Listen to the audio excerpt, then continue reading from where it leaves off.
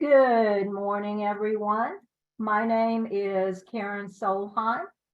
I am a GAE retired member, and I always smile because that's a good place to be. And I know that if you're here as a participant, that you are in the smiling stage also because you see the end of the tunnel, which is a good thing. And I'm so glad you've chosen to use this time this morning to be part of the pre-retired seminar. I'm also on the GAE Board of Elections Directors, and I've been a GAE member since I started my teaching career in 1983, and I've been retired for about 10 years. I set up these pre-retired seminars and have been orchestrating them almost that long, and I invite you to attend early and often. We'll have another one in April. I'll put the date in the chat.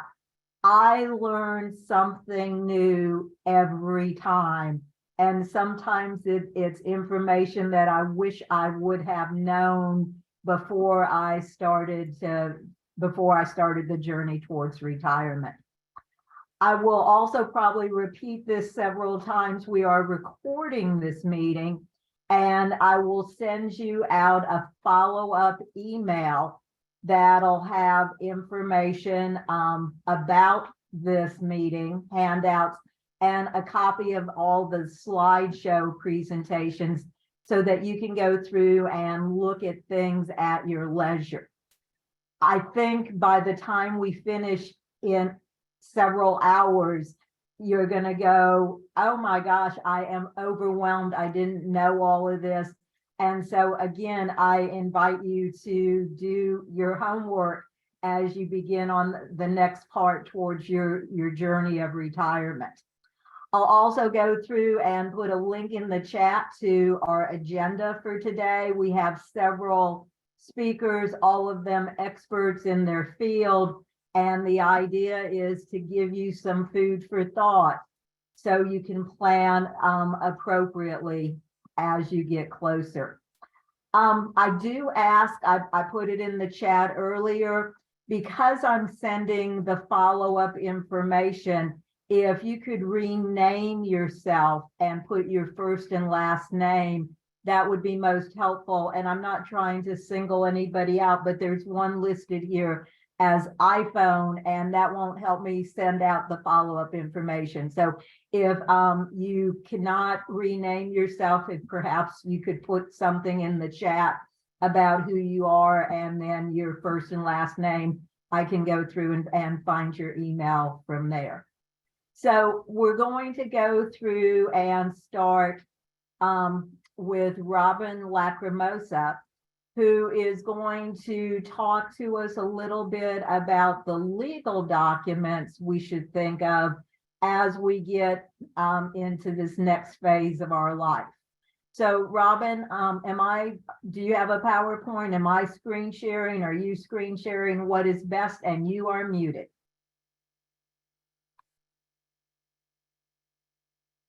Look, y'all, I can't even unmute myself. So do you mind doing the slides again? I do not mind. Just give me just a second to get them up. So my name's Robin, and I work at Kimbrough Law, which is an elder law firm here in Athens. And I'm equally sad because you guys are much closer to retirement than I am, but I figure if you guys can make it as teachers, especially through the pandemic, I shall soldier on doing what I'm doing for several more years and eventually get to where y'all are. So thank you. I'm obviously limited in my technology ability. I couldn't even get on the Zoom call this morning. I had to get Karen to help me. So things are just not going well at my house. So I'm not even going to try to slideshow on my own. Okay, and I'll set this up to start and you'll just say next slide and we'll move on. Okay, so I'm going to go over some of the legal documents that we recommend really anyone over the age of 18 have in place, but certainly it's really important for folks who are retired or retiring. And then there's also some things that I'm going to talk about that you can kind of do to prepare for basically your aging journey is kind of what we call it. We can go to the next slide. So the three most important legal documents that anyone needs, regardless of your health status, your age, pretty much as soon as you turn 18, you're considered an adult. So the three important things that everybody should have is a last will and testament, a financial power of attorney, which is also called a durable power of attorney, which is different than an advance directive for healthcare, which just to keep things interesting, used to be called your living will. It's been called your healthcare directive. It's all the same thing. And if you have one of the older documents that's called the living will, as long as nothing has changed, that is totally fine. You do not have to redo that. Next slide. So we're going to talk about real briefly the reason why these documents are important. I'll be real honest, I didn't realize this until I started working at this law firm, is why is it important to have a last will and testament? The reason is that if you die without a will and you are married, not everything automatically goes to your spouse like you might think it does. It gets divided, a third of it goes to your spouse, and then the 2/3 of whatever else you have is split up among your children. And this doesn't matter if you have a child maybe you're estranged from, maybe you have a child who's had some addiction issues and really shouldn't inherit a large amount of money at one time. You maybe have a niece or nephew that you basically raised, but is not considered your biological child, and then they would be completely left out. A lot of people have blended families, and so it gets really complicated really quickly. So that is why we recommend everyone has a will and testament that basically is where you are able to say what you want to have happen. And I will say there are things too that's important. If you have a special needs child, or someone who is maybe receiving disability or Medicaid services, if you put in your will that you want to leave everything to that person, for example, a special needs child, it can be left in trust for them, which means that they can benefit from all of those assets that you have, but it will not, they don't outright inherit it, so it won't have a negative impact on their Medicaid or any state funded benefits that they're receiving. So that's really important as well. Next slide. And this is why one is important. I kind of talked a little bit about it, but it gets much more complicated because if you don't have a will and testament, then they have to petition the court. You have to advertise. You've probably seen, in the papers, sometimes people will listing that someone has passed away, and if anyone has a claim to the estate. You have to get a court order if you pass away and your children want to sell the house and you don't have a will. They have to petition the court. And then, of course, like I mentioned, it has unexpected consequences for other children and parts of your family. So next slide. So if you have a will and testament, basically what happens is whoever is assigned your executor just has to get an attorney. It's a small fee. They get the paperwork done. Not every county requires an attorney, but most of them do because they just want to make sure the paperwork's done right. And then basically whoever the executor is goes to the probate court and gets sworn in, and then they are now able to follow the wishes of your will and get everything dispersed. So it's much easier process. Next slide. So your financial power of attorney, why is this important? So this is if you were unable to speak for yourself, make decisions for yourself, manage your finances, this is where you have assigned an agent to step in to do that for you. And you can do several agents, you can do or you can have, if you have 2 children and you want them to make decisions together, you can set that up. So the reason this is important is because, and even this applies to spouses, if you become incompetent. So for example, we have a couple that we're working with. She unfortunately went for a routine surgery, had a massive stroke, and is not considered competent anymore. So her husband can't even really move money around in their investment account or remortgage their house if he wanted to provide for her care. So he's having to petition the court to become her guardian. The financial power of attorney only comes into play if you are incompetent. So it's not like just because you do it, your children can run off with your money.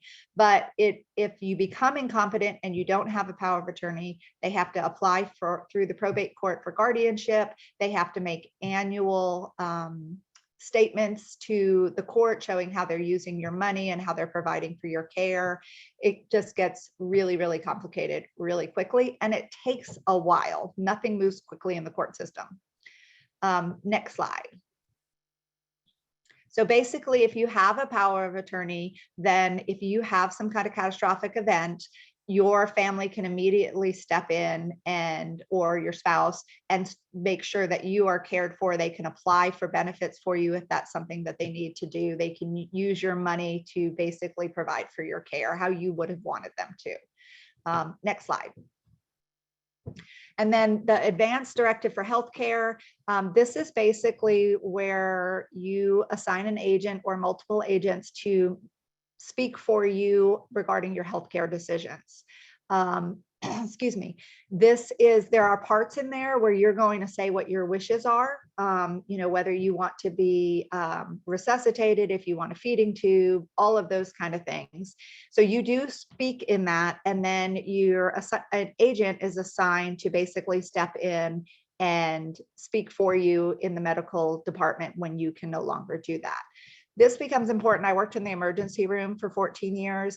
This becomes really important. I think this is the greatest gift you can give your family, because if something happens, especially if it's unexpected, they're already stressed trying to, grasp what's happening and deal with that without having to then be like, oh my gosh, what did mom want? Would she want this? If not all of your children are on one page, it gets really complicated. So I basically just say this kind of gives them an out where they don't have to make that decision. They do to a certain extent, but they're following whatever you have already said that they want to have. So that is how that one works. Next slide. So one of the things that we talk a lot about at our law firm is asset protection. So if you were to retire and down the road, you had, again, a catastrophic event, you had a massive stroke and you needed skilled nursing care, you needed to go into a nursing home. The way Georgia works is if you are a single person, you can only have $2,000 in assets and resources. And if you're married, you and your spouse can have up to, I think, $147,000. And so what happens is if you own your house, and I guess I will say that the going rate for nursing home care is about $9,000 to $10,000 a month if you're going to private pay. So for most folks, they can't maintain that for very long.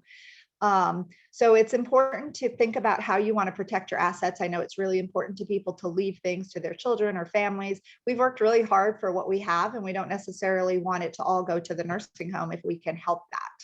So there are things you can do to pre-plan to protect yourself if down the road you needed nursing home care and you would still have some assets available. So next slide. So I get a lot of questions about Medicare versus Medicaid. So Medicaid is what's going to pay for skilled nursing care long-term. Medicare is short-term. So Medicare was designed to help you get better. Back when Medicare came to be, the thought was, let's give these people some basically free rehab, free support to get them back up and on their feet. So that's great. So if you fall, you have knee replacement and you need rehab, you need some help, it's going to be a short-term thing, then your Medicare benefits will pay for that as soon as you reach that age and you apply for your Medicare benefits. But Medicare benefits are very short-term. So even if you come home and you're getting therapy in the home, it's going to end whether you're necessarily better or not. And then again, if you have something that you need skilled nursing care where your family, you just can't manage at home and you need to be in a facility that has nursing staff that are there 24/7. Medicare is not going to pay for that after usually it can be up to 100 days. Sometimes it's less than that. So that's kind of the difference between Medicare and Medicaid. Next slide. And it is not a good idea. A lot of people think, okay, well, I'll just give my money to my children. The state has figured that out. So there is a 5-year look back. And you can't just give everything to your children and then apply for Medicaid 2 weeks later. The state is not going to go for that. And the other reason is that there's a lot of different things that may put them at risk for liability, their tax purposes. It gets really complicated sometimes with families where maybe you have one child who you trust and who you've given most of your assets to manage because you can't do it anymore. And another child doesn't think they're doing, not necessarily that they're doing the wrong thing, but they're just not doing what they think is the right thing. So it gets a little complicated. So there are things we help people put things into a trust, which takes them out of your name, would make you eligible for Medicaid down the road if you ever needed that, protects you from personal liability if you have a car accident, some of those kind of things. The other thing to think about, I never really thought about this until I had a family member tell me their daughter got married to someone that they really don't like or trust. And so now suddenly here, their daughter is their financial power of attorney, but they don't really trust the man she's married to. So they are having to figure out what to do about that. So it's just different things like that to think about. Next slide. One of the other things that we do at our office is the VA pension program. We're pretty, we really love this pension, and the VA unfortunately does not do a good job of sharing this information. So it's really important to us to share this. So basically, you can go to the next slide. Yeah, here. So it's been around since 1960. I think they say like less than 10% of the veterans who are eligible for this are actually getting this benefit. Next slide. So basically what this pension is, it's called Aid in Attendance, and it's a pension that was designed for veterans who served during specific war times as recognized by the VA. And these are the war times that are eligible. The Vietnam is a little different in that there's a time frame that they have to have actually been in Vietnam in country, and then there's a time frame where it doesn't matter. And it doesn't matter. I have Korean War veterans who never left the States, and they're still eligible for this benefit. Next slide. So there's 3 parts that go to this slide. They have to be 65 or older. They need to be retired. They need to meet the service dates, obviously. So the big 3 are the service dates, age and health status, and then there's a financial component we'll talk about in a minute. So when it says the veteran must be 65 or older, interestingly enough, the VA considers if you're over 65 that you're partially disabled. So go figure. And they need to need assistance with 2 activities of daily living. So it's a very low bar. You have grab bars in your shower, you use a shower chair, you use a cane. We have some clients who have vision issues. We have some clients who maybe have memory impairment. There's a lot of different things that go into this. The other thing is if you are a surviving spouse. So if you were legally married to a veteran who passed away, you are still eligible for a benefit for this as well. And where we see this really come in and makes a big difference is when people are getting more frail and they either want to move into an assisted living community or they want to stay at home, but they need supportive services to come in. And this pension, we'll talk about the amounts in a second, can really make a big difference in providing support for people at home. So next slide. And then this is actually the 3rd part, but it's listed as second. So is the financial component of it. Every situation is unique. So the VA does have a resource limit, but we can use medical expenses to get around that. If you end up paying for care, that counts as a medical expense. So I always tell people when you look at the VA page, and remember the VA page is, they don't want to get rid of this money. So a lot of times we have people who come in who say, oh, I went to the VA clinic and they told me they don't qualify. And yes, on the surface, they don't qualify, but there are things that we can set into place that will help them be eligible either then or in the future. Next slide. So these, I actually realized when I was looking at this morning that these amounts actually just went up. They go up when Social Security goes up, and Social Security went up 8.7%. It was the highest increase that I think we've ever had or have had in a long time. So the amount is actually, so a veteran with a dependent, so that's basically married veteran. If the veteran has some health problems, doesn't matter about the wife, that amount is actually now $2,642. This is tax-free for the rest of their lives. So it really is a big amount of money that these veterans are eligible for if they meet the, dates of service, the health, and then the finances. A single veteran is actually $22.29. A healthy veteran with an ill spouse, I think, is now 18 something. So that's basically if the veteran themselves is really healthy, but maybe their spouse is compromised or has some health conditions, we can have them, they qualify for that. And then the surviving spouse amount is actually $14.32. Not everybody does this pension. It's something our firm actually started doing it simply because Mr. Kimbrough, who started our firm's mom, was a surviving spouse, and he started exploring it, and that's kind of how we came to do it. So I know at some point Karen will send out my contact information. I tell everybody to just give me a call, and I will tell you if you are eligible for this benefit. I really don't care whether you work with our firm or not. I just think it's a shame that the VA does not make this more available to people. So I am just all about spreading the word on that. Next slide. And then the last part, which makes our firm a little bit different, but I also like to share this because this is available in a lot of different places. It's called a lot of different things. Our law firm is unique. I think there's only about 100 of us throughout the whole United States that we have life care planning. So basically what this means is that our attorney was helping people with legal and financial things. And then they would say, well, how do I know when it's time to move mom to memory care? How do I handle this new diagnosis that I had? And he was like, I have no idea. So life care planning is basically a holistic approach. So I am part of a team. I am actually a geriatric social worker. I have always worked with the aging in community services. I have no legal background whatsoever. And I work with the attorneys and the paralegals. And we basically come up with a year plan. So our clients work with us for a year, and then we can continue on as they need. And I basically help them figure out what services they might need in the future. I always tell people we don't have a crystal ball. I don't know when something's going to happen, but I know enough about different diseases that are common to older folks that I can kind of tell you this is going to be the next step at some point. So we kind of try to help people plan ahead and move along. The nice thing for me is that I have access to their legal and financial information, so I can come up with a plan that's going to work within their financial structure. Next slide.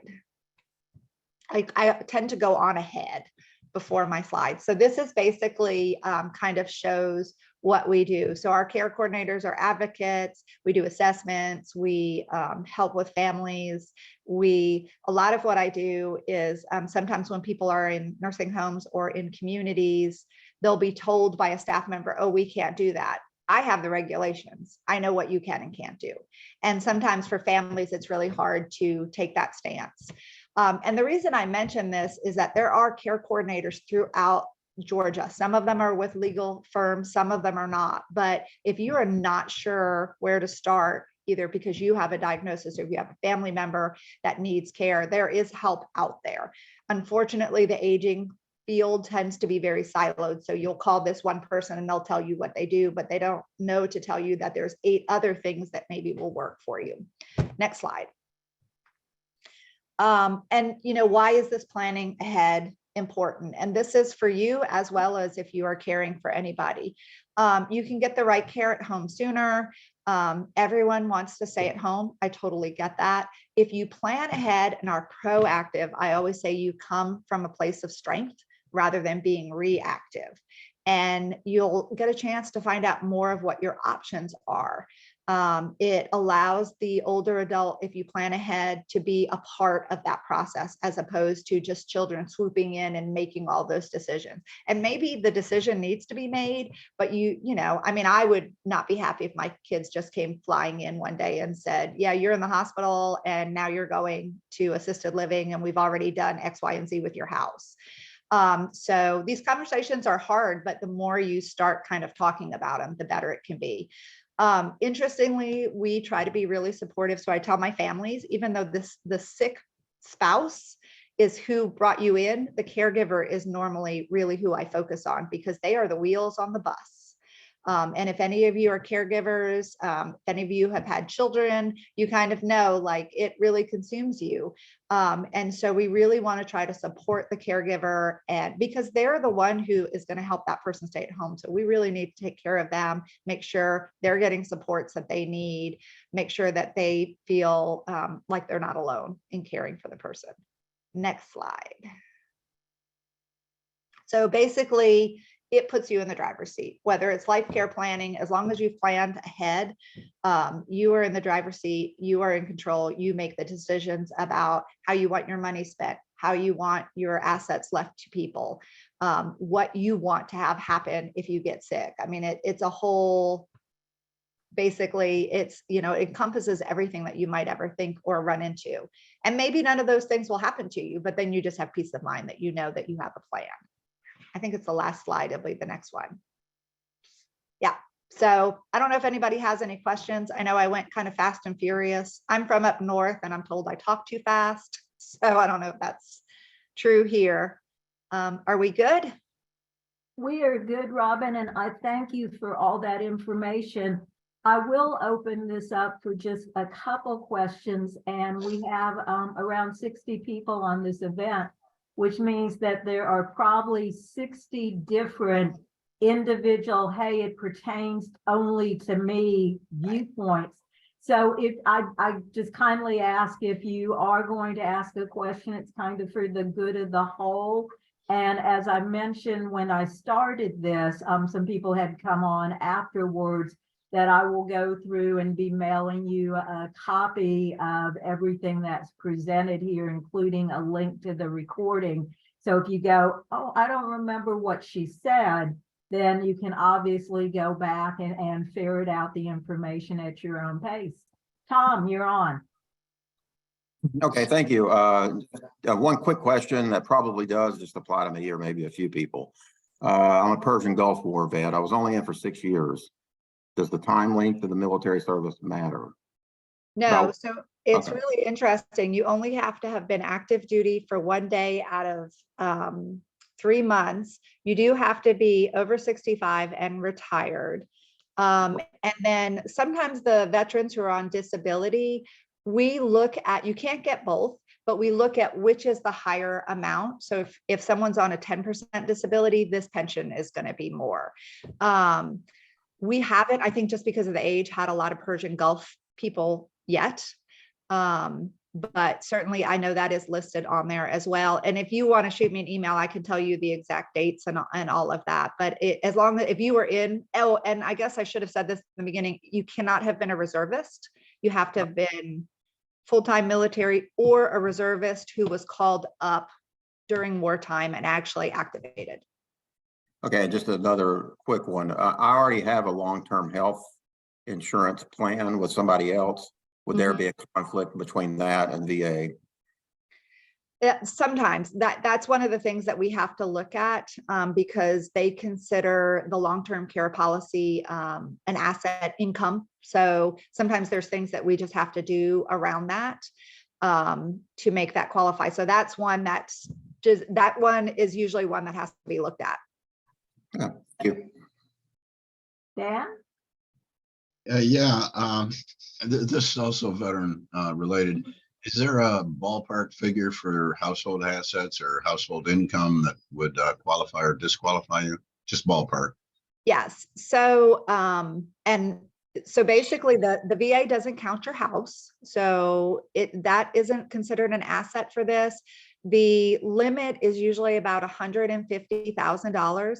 However, there are a couple of different things we can do. The VA allows us to put, so like say you have 3 children and you have an account that has $200,000 on it. If you put both your children on there, then they're considered a third owners. Now Medicaid doesn't do it that way, but the VA does. So there's things that we can recommend that will help you qualify. The other thing, sometimes if people are over-resourced, is we can set up a trust for you and put everything into a trust and move it basically out of your name and into the name of the trust. And VA does a 3-year look back. So we have some clients that we do that for, especially if we know that they're going to be over-resourced and they don't quite meet the health conditions yet, but we know it's coming. Then after 3 years, they would be eligible for that benefit. Thank you. Yep. And anybody is welcome to give me a call, or shoot me an email. And then I know I'm in Athens and not everybody's local, but we do free consultations for anyone who's been on this call. So go ahead, Karen, sorry. Well, that ties in, there's been a request if you could today put your phone number in the chat. And again, when I send out the information to all the Sure. participants on this call, it will include contact information for each of our speakers. So, Robin, as always, thank you for giving your time early on a Saturday morning. And it's always good information just for people to put it on their radar of how they might need to proceed and start ferreting out information and be in control of what's going to happen as things go on. So thank you so much for being here. Yeah, thank you for having me. And as the mom of 2 children, for teachers, I couldn't do it. I send my kids to school for a reason. So I appreciate y'all. Y'all have a good day. Thank you. You too. Thanks. Our next presentation is by Lisa Underwood. And Lisa is somewhat of a recently retired GAE member. So she smiles also.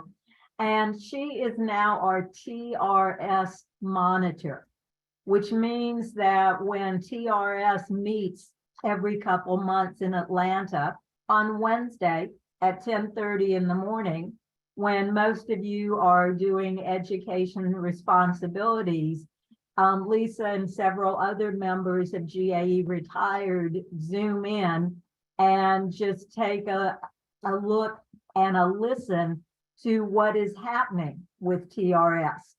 And Lisa's presentation, Lisa, are you driving your PowerPoint? Okay, so I will make you a co-host if I haven't already.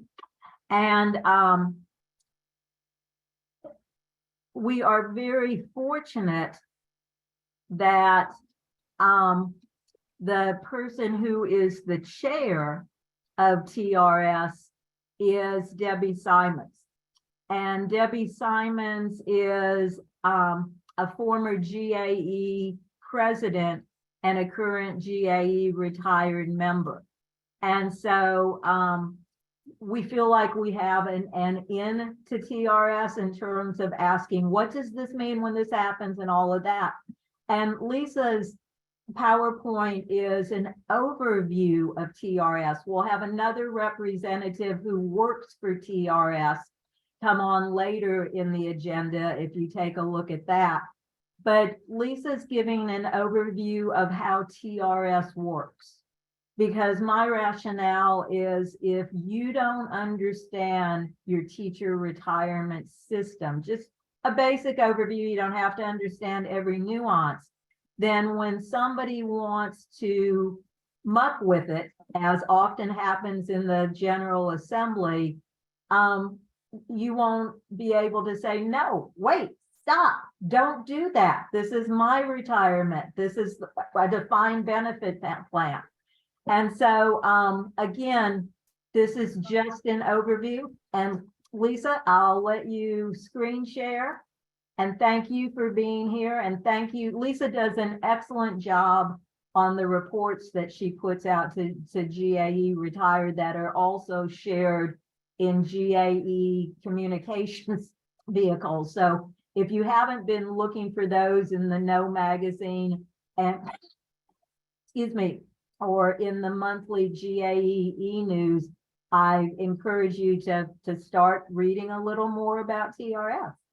Lisa, you're on. Okay, good morning, everyone. I'm glad you could join us this morning. As Karen just said, I am recently retired. I retired May 31st, 2022. So it's not even been a whole year yet, but it's the best job ever. I highly recommend it. So, and I know if you're here attending this meeting, you've got that coming up. Okay, I will share my screen.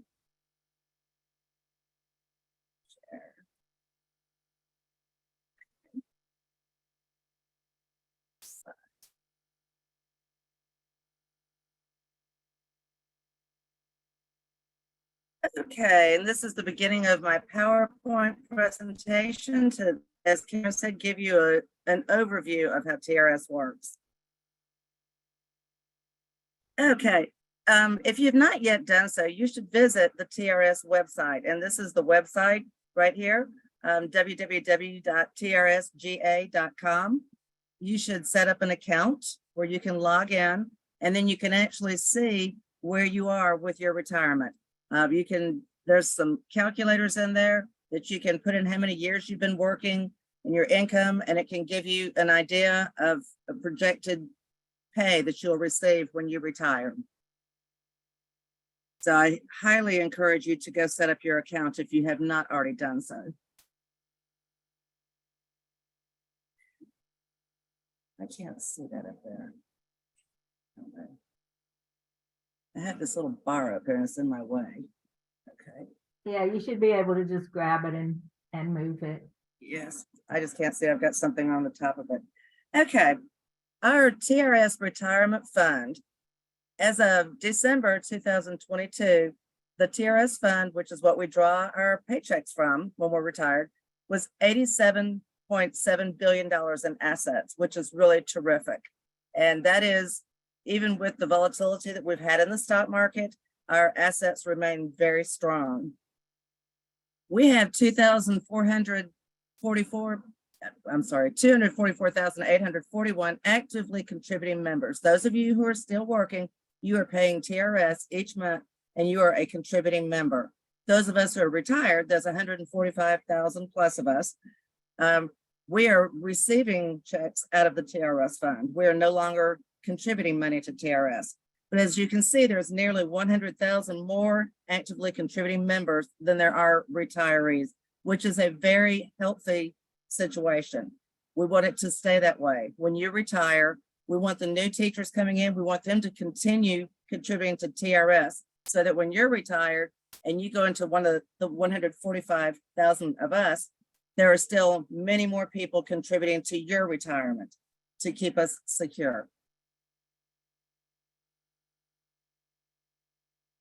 Okay, and these are just some numbers from the TRS meeting that we had in January. And it's just total benefit recipients. Those are the people who are retired. Those numbers changed just a little bit. In December, 145,174. That went down a little bit. Perhaps some people, died. Some of them went back to work because we did have legislation that allowed them to go back to work if they wanted to. The average monthly benefit in January is $3,550 a month, which is a very nice retirement income. Average service credit. I always thought that everybody who retires worked 30 years. I did not. I didn't start teaching until I was 36. So I retired with 26 years. So you can see the average service credit is about 25 and a half years. So we do have people who come into the profession later, and they turn 60 and they can go ahead and retire even though they don't have 30 years. The average age at retirement is 59. There again, I just thought everybody started when they were 22 and retired when they were 52, and I was like the oldest person in my school building, but we have a lot of people that the average age is 59. Average age at payment, and this is just where they average together all the ages of the retirees who are collecting monthly income from TRS. We do have 19 or 20 people who are retired who are over 100 years old. So you take them and you take those people who are that age my age and the people who have been retired several years, and then that 52-year-old who just retired, and you average them all together, and the average age of our retired people is 72. Our total benefit payroll is $495 million. That's what is paid out to our retirees each year. When you compare that payroll to $87 billion, you can see that that's very, very healthy, that we're not putting out nearly as much as we have.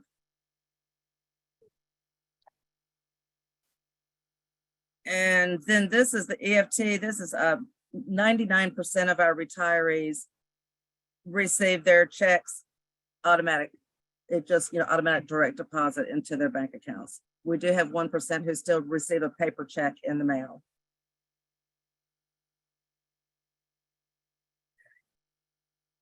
I just went ahead without using the bullets. Okay. Okay, as Karen said a few minutes ago, she mentioned our retirement plan is a defined benefit. So we're going to go through and talk about how this works. So what is the difference between a defined benefit and a defined contribution plan?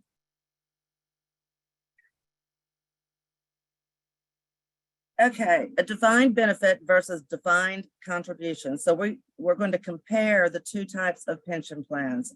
As we said, ours is a defined benefit. Okay, and here is a short video.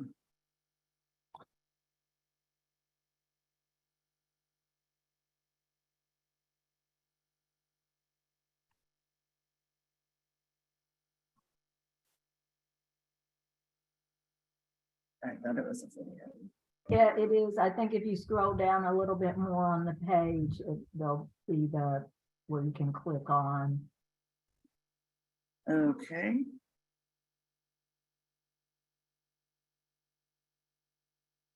Yes, but I thought. And if it doesn't, I'll just go through and put the link in the chat to it also. I know this worked when we did this the last time. Right.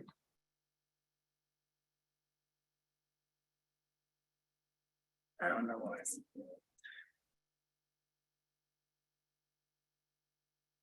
Sometimes technology is not our friend. I know. And this is a good little video too. Lisa, may I interject while you're working on that? Yes, please.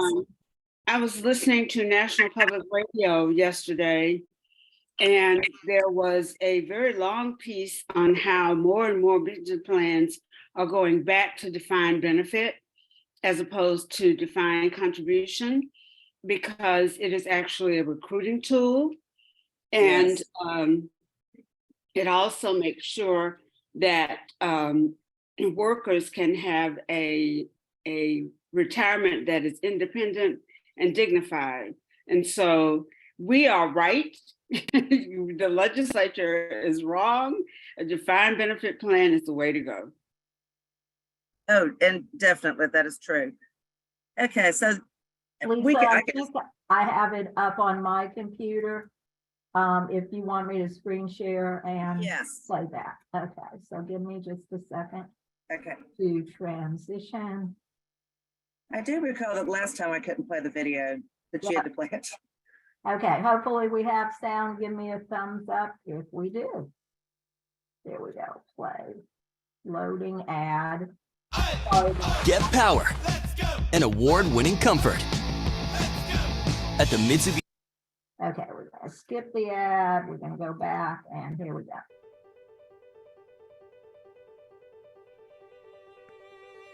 A pension plan is a retirement savings plan where an employer maintains a fund on behalf of its employees for their retirement. The money in the fund is usually invested in long-term, low-risk growth investments. The plan is typically tax-deferred, which means the contributions made to the plan are not subject to income taxes, and in addition, the investment income of the retirement fund is also not taxed. Taxes are only paid once money is taken out of the fund in the form of retirement income payments. This tax advantage provides employees with a lucrative way to defer part of their current wages and salary to retirement savings where it can be used as retirement income. Generally, there are two types of retirement plans: defined benefit plans and defined contribution plans. A defined benefit pension plan is a more traditional, older style of pension plan where workers' retirement benefits are calculated and thus defined by a formula that takes into account their years of work at the company and their salary history. The employer controls the plan and the plan assets and guarantees that the employee will receive a certain amount of retirement compensation no matter what their performance was for the underlying assets in the plan. A defined contribution plan is the more modern type of pension plan. Most people are familiar with these types of plans through making 401k contributions. In these types of plans, the employee controls the amount contributed to the plan as well as how the funds are invested. Retirement benefits depend on how the fund assets perform and grow.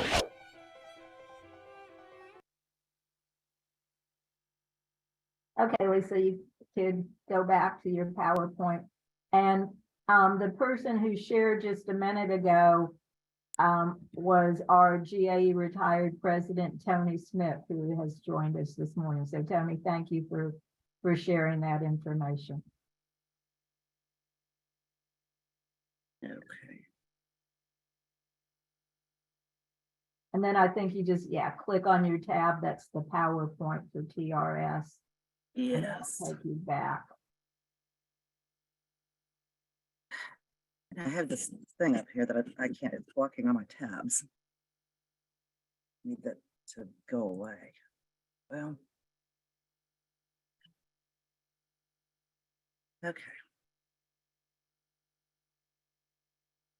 Well, there it goes.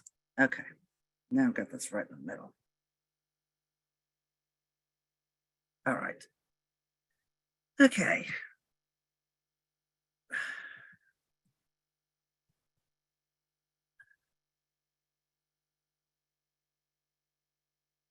All right, technical problems. It was going so well. I can't get out of this page.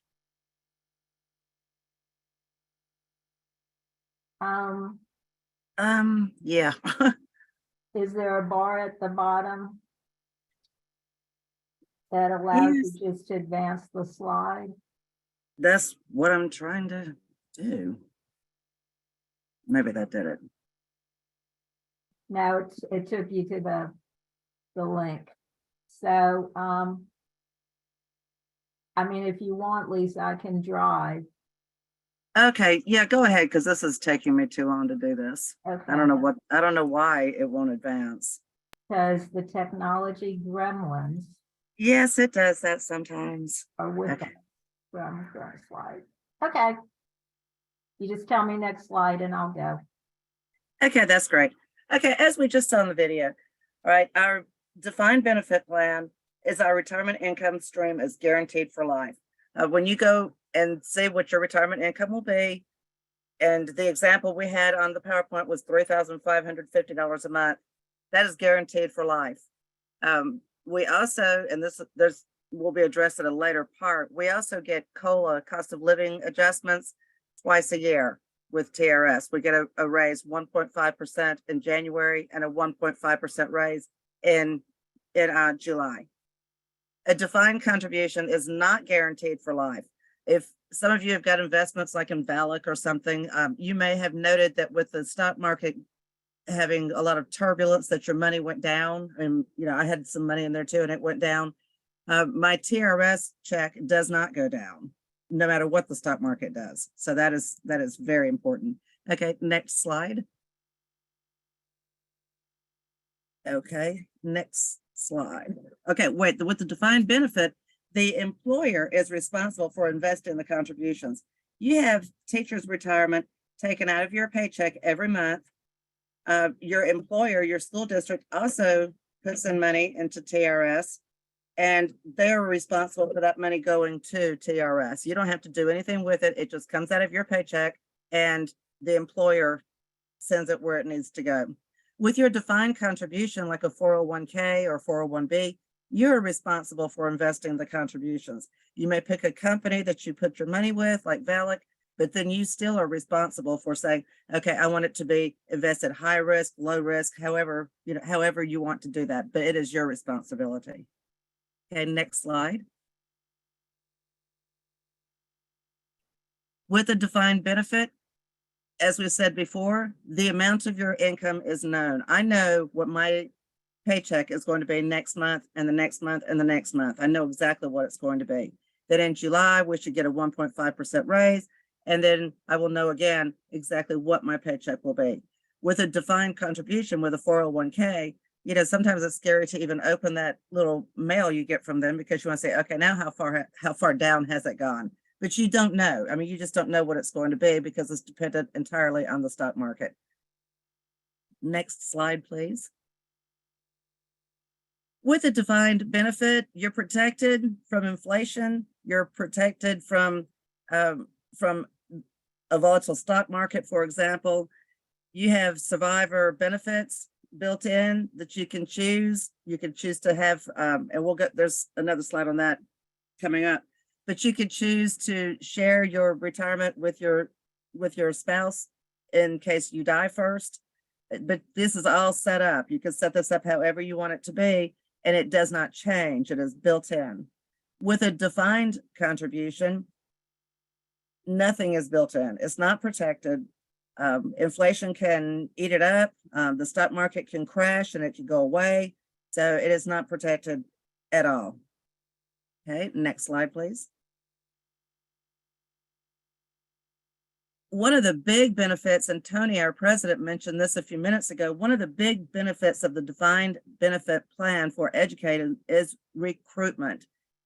Okay, recruitment for people to enter the profession because our retirement is fantastic. And when you hit that 15-year slump for retention, you can go check out your TRS and say, I can't do this for 15 more years. Or if you've got 5 to go and you think you just can't do it, go check out your TRS, set up your account, and you can say, oh yeah, I can hang in for this. I mean, I can make this work. And it kind of gives you that little boost to have what you need to stay in the profession. And then we get to retire with dignity and honor. We know what our income's going to be. We can plan, we can make plans for that. You can look at that and say, okay, my income's going to go down a little bit from what my full-time income is. But okay, if I get my house paid for, or if I get my car paid for, I'll be fine. But you can plan because you will know exactly how much money you're going to get.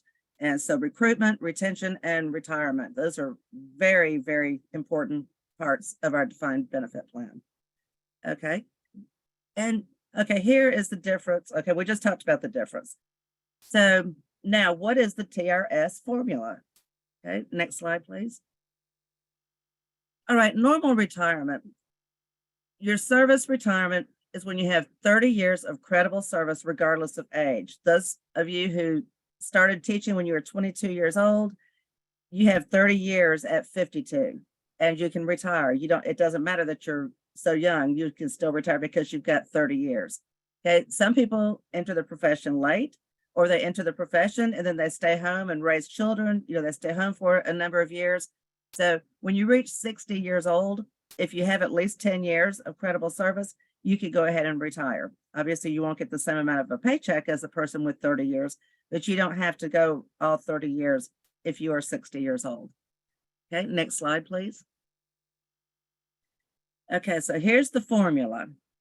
Okay, so you take the years of credible service, including partial years. Sometimes people start in the middle of the school year, they graduate in December and start teaching in January, so that would be a partial year. Okay, then you get 2% of your pay for every year you work. So then you take your highest average salary, and then that will equal, I wonder if I can make that go away. Oh, I didn't mean to do that. Okay. All right, and then that gives you your maximum benefit. And your highest average salary, just FYI, is 24 consecutive months. Some people again think, oh, it's my last 22 years. No, No. it might be mid-career and be your highest 24 consecutive months. Yes, because people do change positions. But yes, okay. Okay, so then you could take in if you have 30 years times 2%, so that's going to add up to about 60% of your salary, and you earn $50,000 a year, that would end up being your retirement check would be $30,000 per year or $2,500 per month. If you work 40 years, 40 times 2% is going to be 80% of your pay, and you made $60,000, you'd get 80% of that, which would be $48,000 per year, and that'd be $4,000 per month. And after 40 years, it doesn't go up anymore. Okay, then you have unused sick leave credit, and I did take advantage of this. 20 days of unused sick leave equals 1 month of service, and I'm very fortunate. You know, I had one child and he was never sick, and I'm never sick. My husband's not ever sick. You know, we're just in really good health. So when I retired, I had almost 2 years of sick leave built up. So I actually had 25 years of service, but I have almost 27 years for my retirement because of my unused sick leave credit. So when you're having that day that you just want to wake up and say, oh my gosh, I cannot do it today, just think about every time you go ahead and go, you know, it adds up towards your retirement. And it really helps. My husband also had 2 years because he worked 30 years. He had 2 years of sick leave built up. And Nicole. Oh, okay. And I just have a person that says, I have 230 unused days at the moment. That's wonderful. Okay. All right. And this is for, let's see. Okay. Then there was some legislation about this, House Bill 109. This was for educators employed after July 1st, 2020, where they were trying to change this. Next slide. And that failed. And I'll tell you some of the ways these bills fail. I was working when this was going on, and I mean, I was at work, and I might have sent an email to a legislator. I mean, I try to do that whenever I see those calls to action, but our retired members are able to call them, email them, go to the Capitol, explain things to them, because when we're retired, we've got time to advocate for our members who are in the classroom and in the school buildings, and you don't have time. That this legislation failed. Okay, next slide. Okay, we mentioned before that we get a cost of living adjustment every January and July, and that is 1.5%. Those of you who have been teaching for a while might remember that we went like 8 years or something without a raise from 2008 to 2016. And my aunt retired right at the beginning of that. And I made more money than she did. And she absolutely passed me because she was getting those raises every single year. And she was retired and getting raises. And those of us who are working were not getting raises. But those raises are wonderful, and they do build up. They do build up and add up quickly. So this is another great advantage to our retirement plan. And Georgia is one of the few states with state pensions that has a 1.5% COLA twice a year. It's the best kept secret. And the legislators do try to mess with our benefit. Sometimes they want to change the wording, like the current wording says that we will receive 1.5% COLA each January and July. Several years ago, they tried to change it from will receive to may. And you know, you may do something. I mean, if I say I may do it, I'm probably not going to do it. So they tried to mess us up there. Then we had another one with House Bill 109, 3% or less COLA awarded annually. And when you do 1.5% in January and then 1.5 in July, it just builds up more quickly than if they just did 3%, for example, in July. So this legislation also failed, thanks largely to our retirees who I was working at the time, but our retirees are able to bombard the legislators, you know, so that they can kill this bad action. And Rita asked, okay, she said when we retired, it would take 1.5 years to receive my first COLA. Rita, I can use myself as an example. I retired in May 2022, and my husband received his COLA raise in July. I did not get the July one. My first retirement check was in June, and I did not get the July COLA, but I did get the January COLA. So that is not a whole year. So it shouldn't be 1.5 years.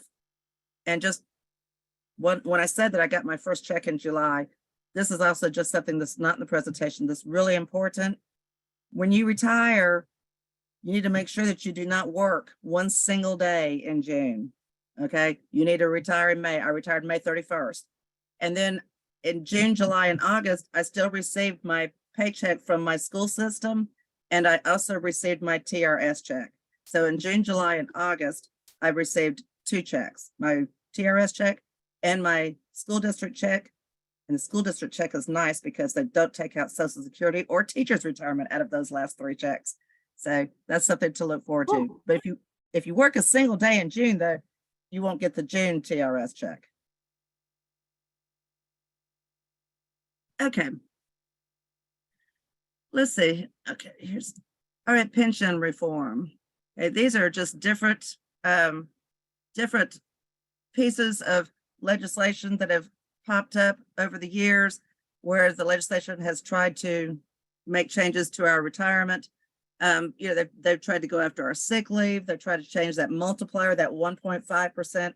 They try to change the multiplier where we get 2% for every year we work. They keep wanting to change minimum ages to retire.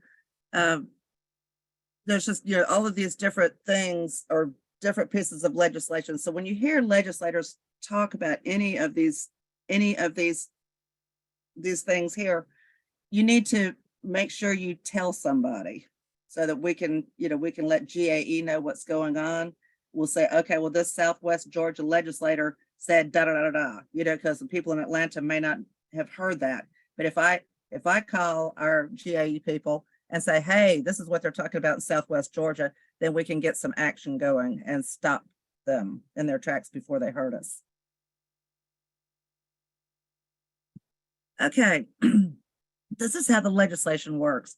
Retirement legislation that has a fiscal impact can only be introduced during the first year of a 2-year session. We are in the first year of a 2-year session right now. So any legislation that's introduced that has any kind of fiscal impact, and this isn't just with retirement, it's with any of the legislation, it has to be introduced during this session, and then it can't be passed until the second year.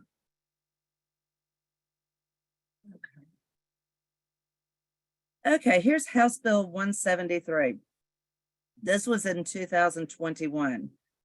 All right, the legislation made a proposal to have alternative investments for TRS, which restricted TRS on how they could invest our money. As you can see from our fund, our money is doing great. TRS is doing a fantastic job investing our money. And the legislature wanted to go in and say, well, 5% of it has to go into one of these things. So, Actually, it was up to 5%. up to 5%. Yes. Right, and before then, TRS could not invest in alternative investments, but this piece of legislation did allow TRS to invest up to 5%. So this is actually a piece that passed. Yes. Okay. Okay, then we had another piece of legislation in 2022 that allowed teachers who had retired to go back to work if they wanted to in certain categories. I mean, for example, early childhood educators were not included in that, and I retired from an elementary school and we absolutely could not find early childhood educators. So, but those teachers were not included in this bill, but there were other high need areas where teachers could return to work. And you've heard numbers like 211 teachers had taken advantage of that last year and go back into the classroom so that our kids have got, have got certified teachers. In a lot of our schools, we can't find teachers and you've got long-term substitutes and things like that. So we all know that the kids really do need a certified teacher. So this did allow teachers to go back in certain categories. And prior to that, one had to wait a year and could only go back as a 49%er at halftime. Yes, But as Lisa's alluding to, this allows a teacher, you still have to wait, but you can go back and be back at 100%, get your paycheck and your TRS retirement check. You don't accrue any more TRS retirement credit at all, and it does have to be in a critical needs area as defined by the local resource. yes. Okay, so now we're going to talk about how TRS is funded. Okay, bucket number one. Okay, this is what you contribute out of your paycheck each month. You know, you can look on your pay stub and see how much money is taken out of your check each month to contribute to TRS. And you can say this is the beginning part, and this is the piece that you put in. Then the employer contributes more than you contribute, actually. And so, you know, because it's almost like they match it, more than match it. And then it goes to TRS, and TRS invests the money and has that big pile of money we've got in the fund. And that is where the bulk of your retirement comes from. If all we had was what we contribute, the part that we put in, we would spend our whole retirement in a very short period of time, you know, 2 or 3 years maybe. And if we just took the part that we put in and our employer put in, you know, it would last us a while, but it wouldn't last us our entire lives. But the investment piece is what makes it where if we're going to be those people who are going to live to be over 100 years old and we retire when we're 52, that money is still going to be coming to you every single month with those raises twice a year. So the investment piece is what really makes it fantastic. Okay, next slide. Okay, and this is just a chart that shows over time how, you know, who contributes what. And you can see back in 2011, all the way at the bottom of the slide. In 2011, I was working. I think most of us on here who are retired were still working. We contributed 5.53% of our salary to TRS, to our retirement. And the employer rate was a little over 10%. Now fast forward to 2022, and you know, we were consistent in 6% for our contribution over the last several years, and the employer rate went up a lot, and that helps us tremendously because the employer rate has gotten up to almost 20%, which is very, very good for all of us. Okay. And this is just shows for the upcoming year Yes. what the employer and employee contributions are. Yes. It's mandated in law for the employee that it can only be between 5 and 6% as your contribution. So they can't come next year and say, oh, by the way, you're going to go through and pay 10%. Yes. Okay. Okay, and this is just this is from the TRS board meeting in January, and it just really kind of gives you a slide that shows the net position is the total balance of our teachers' retirement fund, and you can kind of see that in January a year ago it was more. It was about $100 million, and now as of December it was $87 billion, but that is still very, very healthy. In one TRS meeting, it was pointed out that about 12 years ago, the fund was $50,000. So it has gone up substantially. Even though we have had a decline from this time last year, well, from January last year, we're still in a very healthy position. Overall, I believe they said that overall that the amounts of contributions and, well, I'm trying to think, that things went down to about 25%, but our TRS fund went down about 17%, and it's already started coming back up. So there's nothing to be worried about. It will be there for you when you retire. Okay. And then we just have the previous 10 years where you could just kind of see. And like I said, in 2013, it was $53,000. Okay. So the investment income, as we just said, counts for a majority of our pension income. Okay, if we took out what we put in ourselves, it just wouldn't last very long. So if I retired in 2010 at the age of 59, I had contributed 12%. My whole part that I put in was $46,000. That's how much I put in. That's not going to last me very long. Okay. It's not going to last long at all. Then the employer has put in for that retiree $92,000. The investment income was 63% of this person's retirement at $231,000. So this person who's been retired now for about 13 years has already received about $379,000.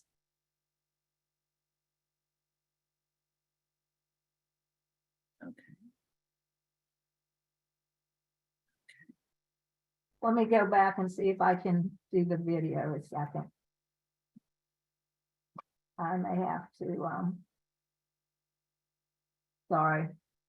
I didn't know I was driving, so, And Lisa, may I interject? Yes, please. Just because you see that figure there, that 300, almost $400,000, that doesn't mean that you get that amount of money and then your benefits stop. Your benefits continue for life. My mother is 94 years old and she still receives her benefits and her cost of living adjustment twice a year. So that amount of money does not define how long your benefits last.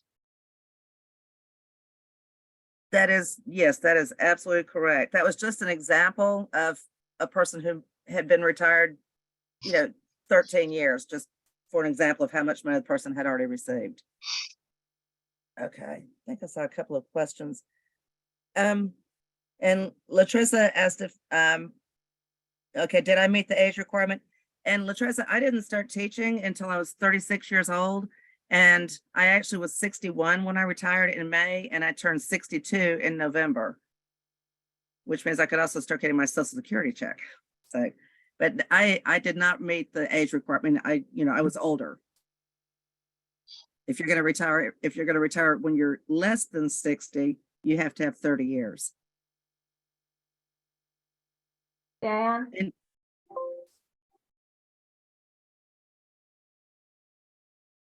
Dan, your hand was up. Yes, it was. ahead. I wanted to mention one thing about legislative action and the need to watch what they're doing during their 40 days of mischief. There's, I believe it's Senate Bill 266 that has been proposed, which would, it's called a woke bill, which is a word I loathe, but what they're proposing is that the TRS could not invest in any company, corporation that had progressive policies like green policies that are environmentally sound, and other things like social differences, let's just put it that way, that they allow benefits to gays, etc., those kinds of things. Any company that does that, they would say TRS cannot invest in them. It's a bit absurd because there are companies like Coca-Cola, Georgia Power, even Home Depot that have such policies. It probably is not going to go anywhere, but it's just an example of why you need to be conscious of what they're doing down there, because sometimes these bills do sneak by.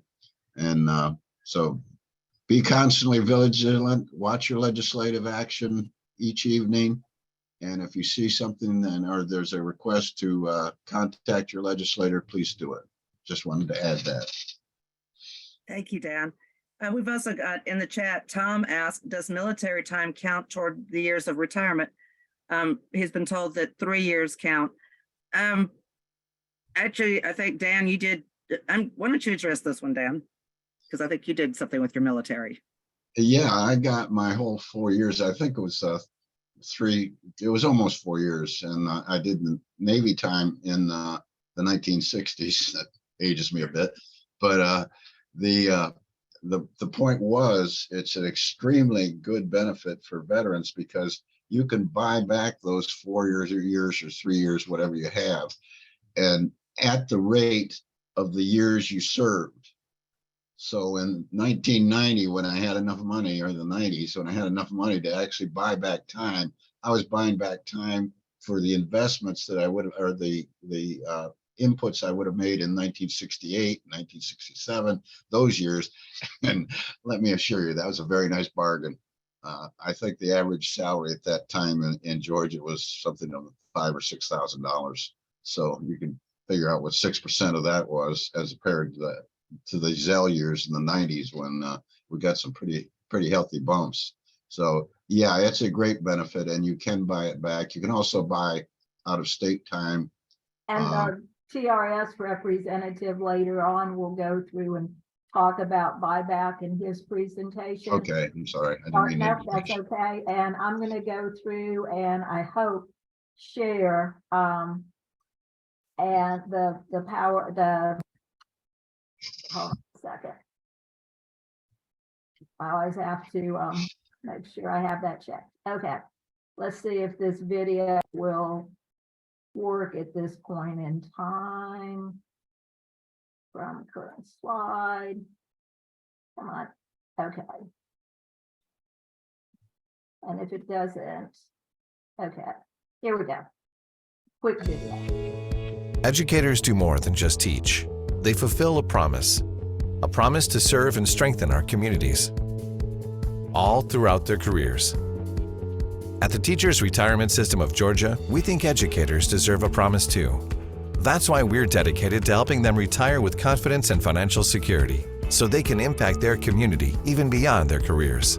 In 1943, the State General Assembly established TRS to provide retirement security to those who dedicate their lives to educating Georgia's children and adults. Today, TRS is the largest public retirement system in Georgia. In fact, with $80 billion in assets, we're ranked in the top third of all pension funds. We manage hundreds of thousands of active retirement accounts. And while TRS pays more than $5 billion a year in benefits to retired members and their beneficiaries, approximately $8 billion is pumped back into the local communities in the state of Georgia. You see, TRS doesn't only help teachers, we also help to boost our local economy. Every dollar paid in state and local pension benefits goes on to generate an even greater total output. Say a retiree receives a pension payment, then uses it toward the purchase of a home. From contractors and builders to mortgage brokers and real estate agents, everyone involved is put to work, earning and spending money in our local economy. That in turn means even more business, more hiring, more jobs, all right here in Georgia. And remember, the majority of funds in our members' accounts comes from investment income. But unlike 401k and 403b plans, pensions aren't tied to the stock market. Whether stocks go up or down, TRS benefits stay the same from month to month for stability retirees can count on. Our teachers' careers start with a promise. With the Teachers Retirement System of Georgia, their retirement does too. Because the way we see it, a pension is a promise our members can rely on and retire on. Visit trsga.com and learn more today. And this is just one of a myriad of videos that are on the TRS website. So whoops, let me make sure that doesn't happen again. So I would encourage you to go through and take a look at the website. There are a lot of videos in place about how, who can be my beneficiaries, etc. So as we set up for our next piece, Anita, Linda's hand is up. I realize that I'm just trying to see whether or not with Anise Norman, who will talk to us about Social Security. Anise, am I driving the PowerPoint or are you driving? I'm going to drive. I'm going to load it right now. Okay, and while she's doing that, thank you, Tony. Linda, what is your question? Good morning. Didn't have a question, but I was just watching the news as I'm fluttering around the house. And in Silicon Valley, 2 banks have shut down. That sent the tech stock really plummeting. So that's another argument for why defined benefit And I'm sure that will reflect on a lot of people that have invested heavily in tech stock. So just wanted to put that out there. Thank you so much for sharing that good news or not.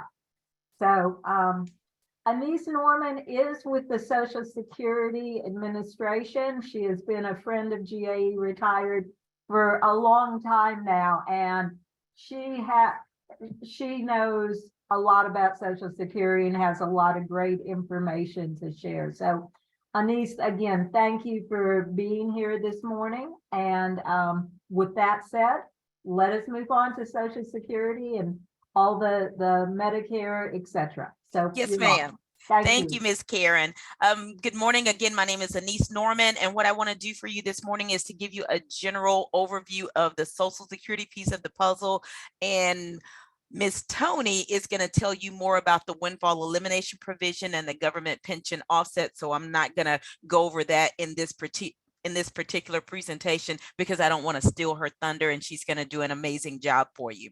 But what you need to know about Social Security, number one, it was never designed to replace your pre-retirement income. It is only going to replace approximately 40%. So that means if you know that 40% of your income is going to come from Social Security when you're trying to figure out, what your retirement picture is going to look like, think about your other sources, such as, are you going to get a pension? Do you have an annuity, a 401k, VA compensation? And the question you need to ask yourself is, will it be enough to sustain you in retirement? Because most financial planners will tell you that you're going to need between 70 to 80% of your pre-retirement income to live comfortably in retirement. And I'm hoping that by the end of this presentation, you'll have a better understanding of your Social Security piece of the puzzle. First up, I want to show you our recently redesigned web page for you, so at least you'll know how to kind of navigate. So if you needed to contact your local servicing office, I want to show you where to find this information. So from this main screen here, where you're going to go is www.ssa.gov, or you can go socialsecurity.gov. That's going to bring you to this main landing page. Here, you're going to scroll down to the bottom of the page until you see support column. And what you're going to do there is you're going to be looking for the link that says find an office. Once you click on that link there, it's going to bring you to a second landing page. And of course, we at Social Security, because we want everybody to be familiar with our online services and being able to do a lot of options for yourself very easily through your My Social Security account, we're going to ask you, are you sure you want to go to find that local servicing office? And then we're going to remind you of all the things that are available here.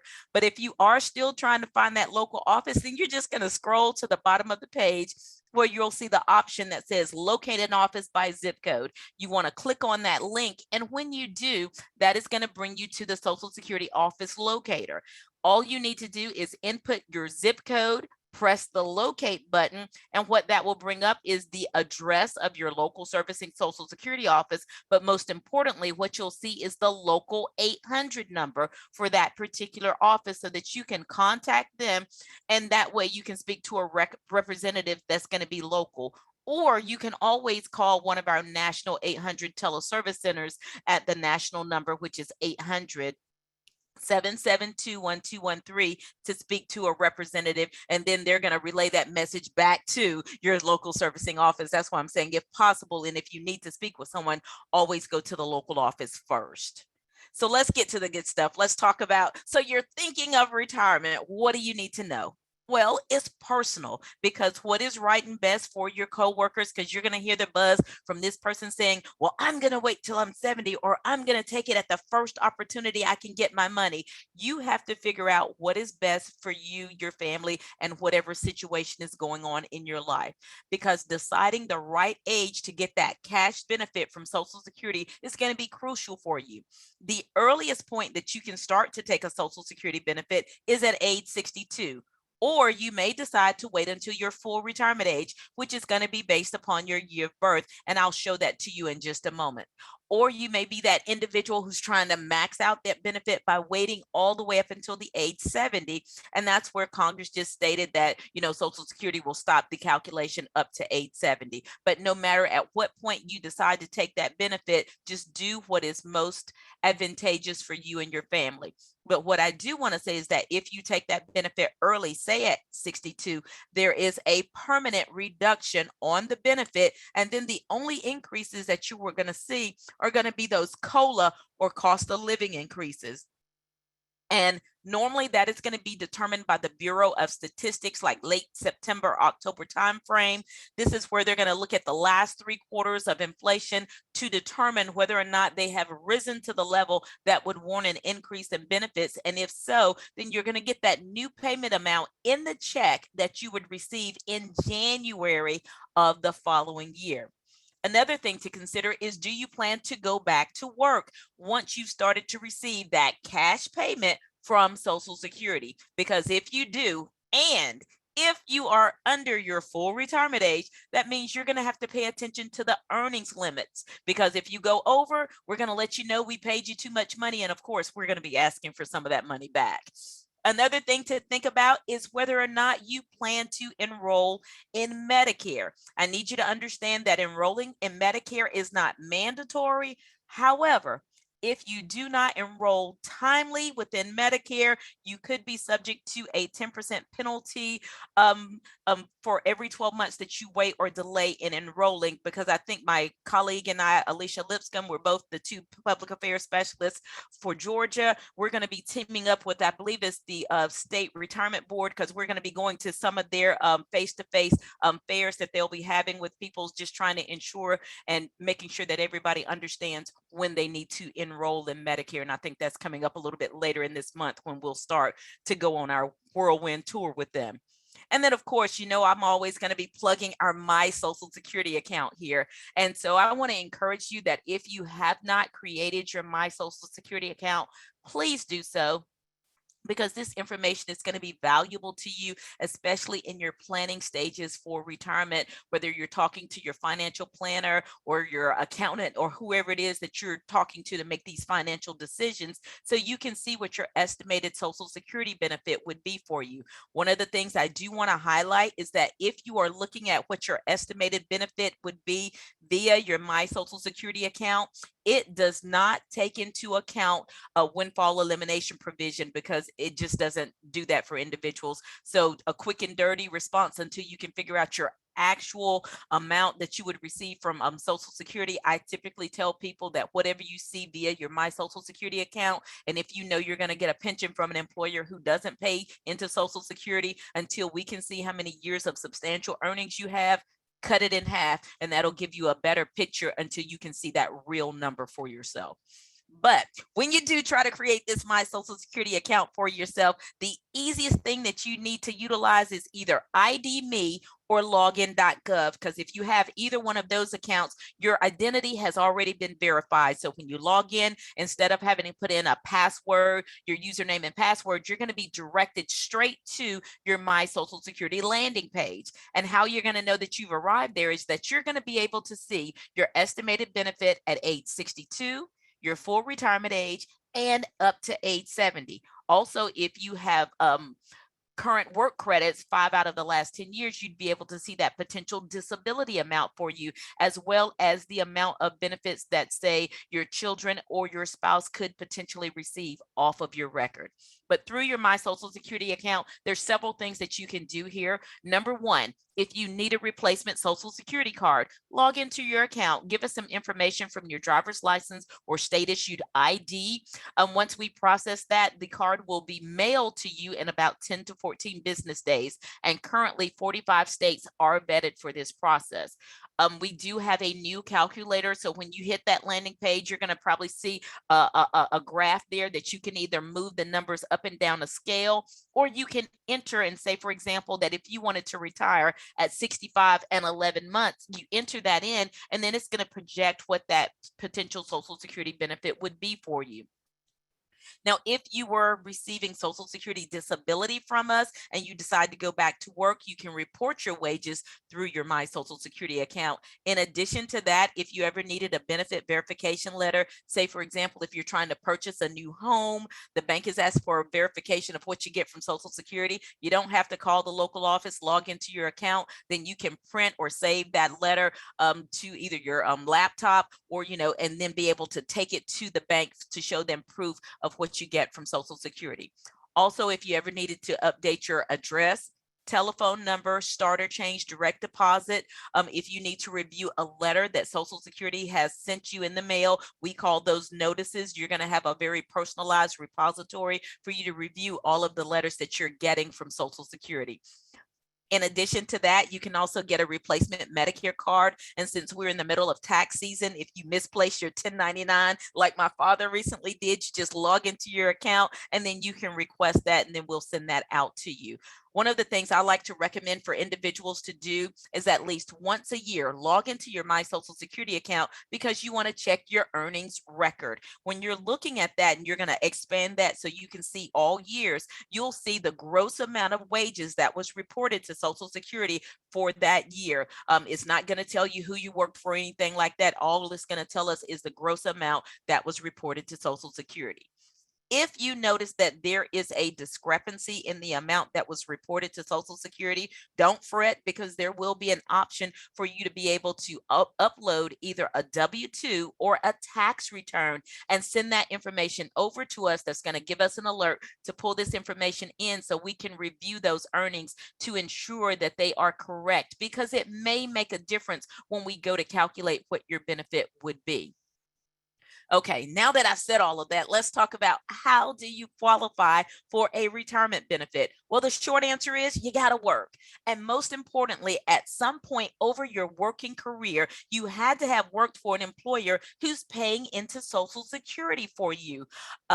For this year, for 2023, each $1,640 in earnings, that gives you 1 credit. You can earn a maximum of 4 credits per year. So as long as you've grossed at least $6,560 for the year working for an employer who pays into Social Security, then at the end of the year, you would get your 4 quarters of coverage here. The minimum requirement to get, as I say, something from Social Security is that you had to have worked at a minimum of 10 years working for an employer who's paying into Social Security for you. Once you do that, and then if you're age 62 or older, then you would qualify to be able to get that retirement benefit. And then for us to determine what that something is, we're going to have to look to see how we're going to calculate it. First of all, your wages are going to be adjusted for changes in the levels over time. That just means that if you had earnings, say in the 70s, at that time, we were calculating it just a little bit differently from the wages of today. The piece that you need to pay attention to is the second step here. This is where we at Social Security, we will pull into the calculation your highest 35 years of earnings over your lifetime. And here's where a little confusion comes in place, because a lot of people seem to think it's the last 5 or the last 10 years. That is not true. It is the highest 35 years of earnings over your lifetime, and it does not need to be consecutive years. So say, for example, if you're that person who only did the minimum, you only have the 10 years worth of work, and that's fine. We will pull in those 10 years worth of earnings, but you need to understand attached to those 10 years of earnings will be 25 zeros, because the calculation will always be based upon your highest 35 years of earnings. And of course, the more 0 years you have, the lower that Social Security benefit would be for you. And the result of that calculation is going to be that average index monthly earnings. So earlier, I mentioned the earliest point that you can start to take a cash benefit from Social Security is at age 62. But in order for us to determine what your full retirement age is, that will be based upon your year of birth. So take a moment to find your year of birth on the screen. When you come to the middle column, that lets you know that if you wait until that particular age to contact Social Security to start to receive your benefit, you're looking at receiving 100% of your benefit. If you choose to take your benefit before your full retirement age, your benefit would be reduced. And of course, here in this example, we have that if a person's benefit at their full retirement age is $1,000, but it shows that if the person elects to take that benefit early, say at age 62, how much it would be reduced by. Someone like myself, I'm going to fall in the last category of being born in 1960 or later. My full retirement age is 67. If I choose to take my benefit early at 62, then instead of receiving 100% of my benefit, I'm going to receive 70% of my Social Security benefit. I have another example here for you. In this example, the individual's full retirement age is going to be 67. Again, we're going to use that same $1,000. But here, if that individual decided to take their benefit early, say at 62, then instead of receiving $1,000 a month, he or she is looking at receiving $750 per month. But let's just say this person whose full retirement age is 66, they're in good health, and for whatever reason, they've decided they don't want to take their benefit at their full retirement age because maybe they have their eyes on the prize saying, I'm going to max out my benefit all the way up until age 70. And if that is the case, they can earn what we call our delayed retirement credits. This means that you can earn up to 8% for every 12 months that you wait or delay in taking that Social Security benefit all the way up until age 70. At age 70, if this person decides to apply for the benefit, they're looking at receiving $1,320 per month. That's the gross amount of the benefit. And keep in mind that Social Security does not withhold taxes from your Social Security benefit unless you ask us to do so. And if that is the case, we would withhold federal taxes only from your Social Security benefit. But again, that would be if you ask us to do so. Now, in addition to the primary number holder, who else can receive a benefit off of your record? Well, of course, your child. As long as he or she is age 18 or 19 and still in high school, or if you have a child that is not married and we're able to determine that their disability began before the age of 22, they can get a benefit off of your record. And of course, your spouse can, as long as your spouse is age 62 or older with little or no work history, and we can determine that you and your spouse were married for at least a year or longer. Or the spouse can get this benefit at any age as long as they're caring for a child that is under the age of 16 or disabled. And let's just take a moment here to look at a potential spousal benefit. So again, what is the criteria? Your spouse has to be age 62 or older with little or no work history. We've determined that you and your spouse are married for at least a year or longer. One of the things we need to keep in mind that your spouse cannot draw anything off of your record until you, the primary number holder, has filed an application and you have started to receive the cash benefit from Social Security. At that point, that opens the window for your spouse to then come in and file what we call is an auxiliary application to draw benefits off of your record for that spousal benefit.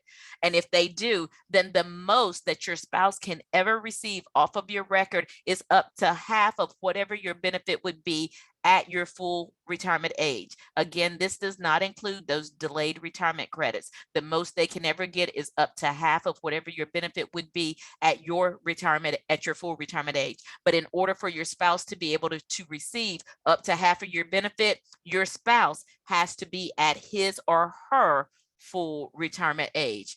And if they elect to take this benefit early, say at age 62, then they're going to be looking at receiving somewhere between 30 to 35% of that benefit. And it does not reduce what you, the primary number holder, would receive.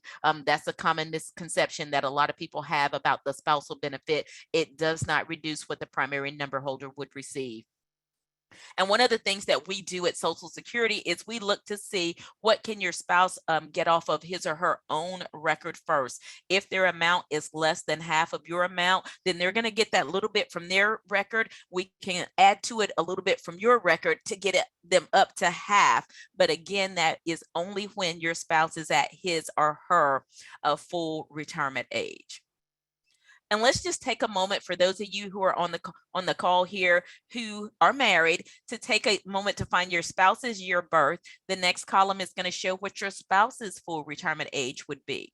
The third column, again, we're going to use that same $1,000 in the example here to show what the primary number holder would receive. And then the last column shows that if the primary number holder's benefit is $1,000 at his or her full retirement age, that means the most that your spouse can receive as a spousal spousal benefit is up to half of that benefit. So the spouse would be potentially eligible for $500 in this example. And of course, the third and the fourth columns here, they do show that if you or your spouse were to take this benefit early, say at age 62, it shows how much the benefit would be reduced by.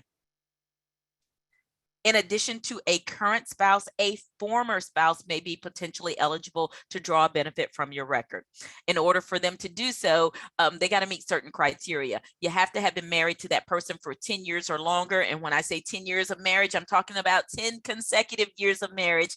Many times we've been asked about saying, well, I was married to my former spouse. We were married for 7 years. We got a divorce for a little bit of time, and then we reconciled and we got back together, and then we were married for 3 more years, and then we decided we just couldn't take it anymore and we got a divorce again. Is that 10 years? No, it has to be 10 consecutive years of marriage. And then of course that divorced person, they need to be not married and age 62 or older. And in order for them to qualify for a benefit off of your record, all you need to be is age 62 or older, and you need to be eligible to receive a retirement benefit or a disability from Social Security. You don't have to be drawing it. You just need to be eligible for it.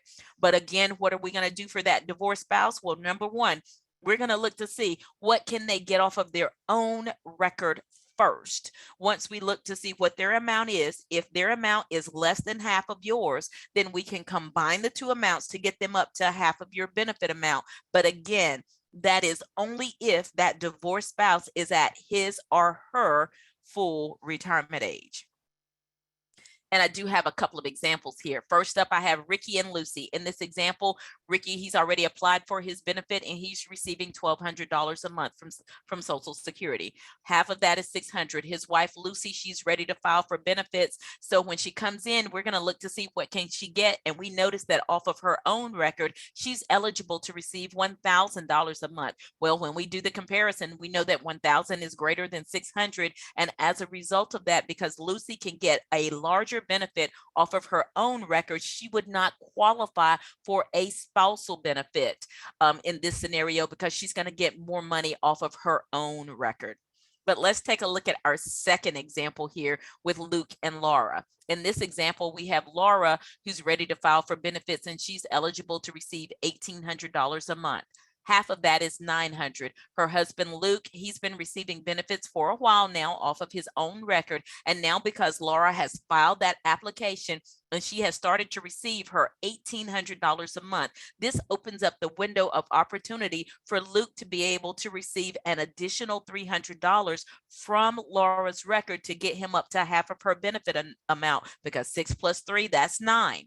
And if they had any eligible children, they would also be eligible to receive a benefit off of Laura's record. Now, if for any reason Laura decides that for whatever reason that she wants to stop receiving that Social Security benefit from Social Security, well, that extra $300 that Luke is getting, that would stop. If they had any eligible children that are receiving a benefit off of her record, that would stop for the children as well. The exception to this would be the divorced spouse. The divorced spouse would still be able to continue to receive their benefit here. And now I want to I'm going to pause here for just a moment because I do see I have a couple of questions in the chat and I want to see if this is something that I've already discussed thus far. Here. I think it's applauding your TV land examples. Okay, I just want to make sure that we are okay here. So, okay, now I'm going to go back and just kind of talk about what happens or the potential benefits that you're able to receive if your spouse or your loved one were to pass away. What is available to you? So let's go ahead and take a look at that here. First up, your child, as long as he or she is age 18 or 19 and still in high school, or if you have a disabled child that is not married and we're able to determine that that disability began before age 22, they also would be eligible to receive a benefit off of your record.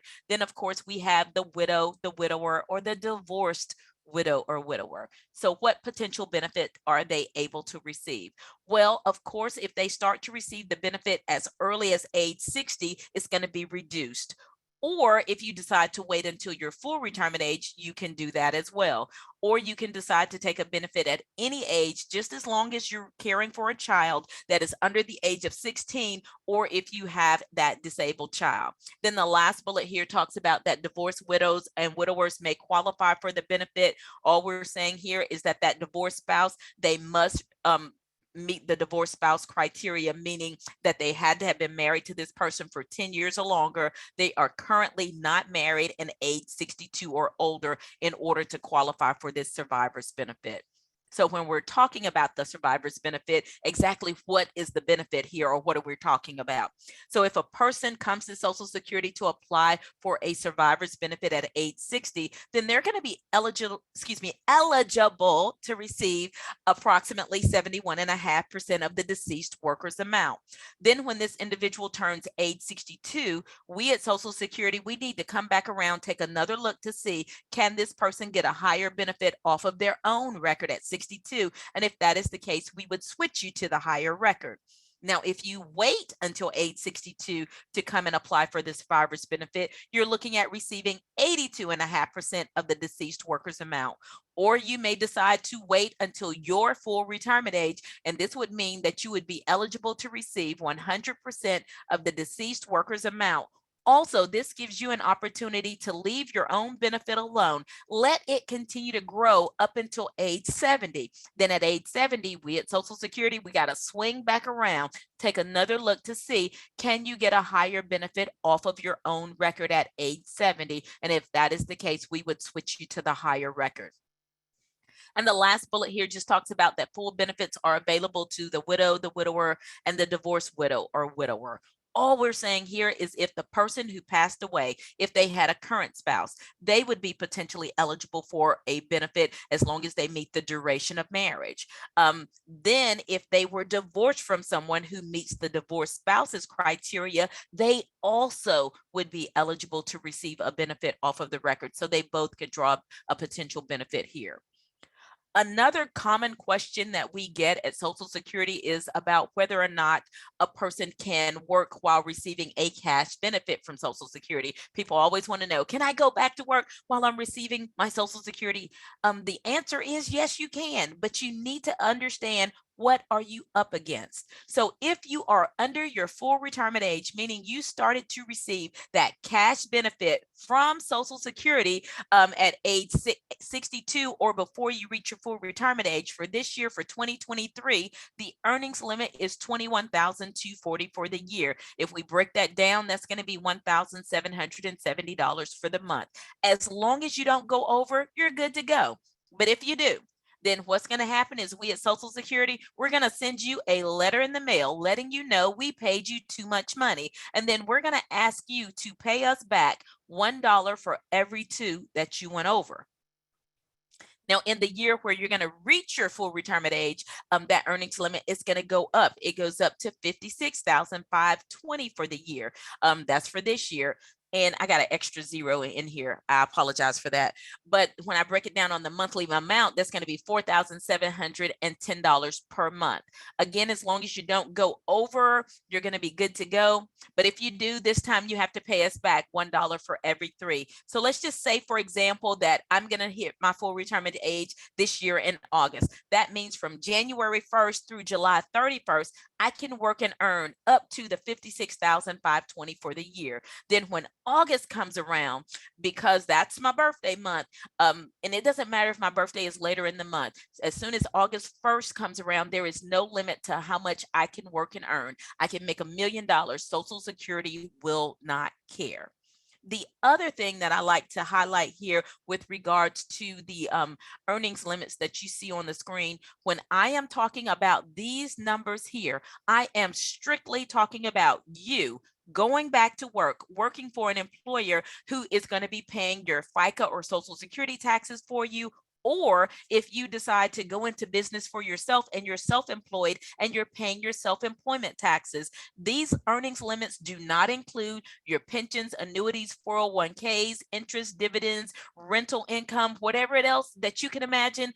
if it's not work, it doesn't count. So just know that with regards to these earnings limits here, and just be aware of it. The only thing I would kind of suggest to you is to make sure that you're talking to your financial planner or your tax preparer and letting them know of anything that you may plan to do. So that way, when you go to file your taxes, there are no surprises for you here. The next question that we typically get asked quite a bit is whether or not the Social Security benefit is taxable. My response is it depends. And in order for us to determine whether or not it's going to be taxable, we're going to have to look at your adjusted gross income from your tax return. To that, you're going to add any non-taxable interest that you may have, and then your Social Security benefit that you're receiving from us, you're going to cut it in half and add that to the pot. The sum of all of that will be called your combined income. Now that we have your combined income, we need to figure out, are you filing your taxes as an individual or a member of a couple? If you are an individual and if that combined income is less than $25,000, you do not pay taxes on the Social Security benefit. If your combined income is between $25,000 to $34,000, you could pay taxes on up to 50% of your Social Security benefit. And if your combined income for an individual is more than $34,000, you could pay taxes on up to 85% of your Social Security benefit. And we at Social Security, we like to make you aware of this. This is an IRS regulation, not Social Security. So if you had any additional questions with regards to whether or not this benefit would be taxable, we're going to have to refer you to irs.gov. The publication that you want to look for is number 554. That will be the tax guide for seniors for you so that you can get this additional information for yourself. Now we're going to talk about when are you going to contact us.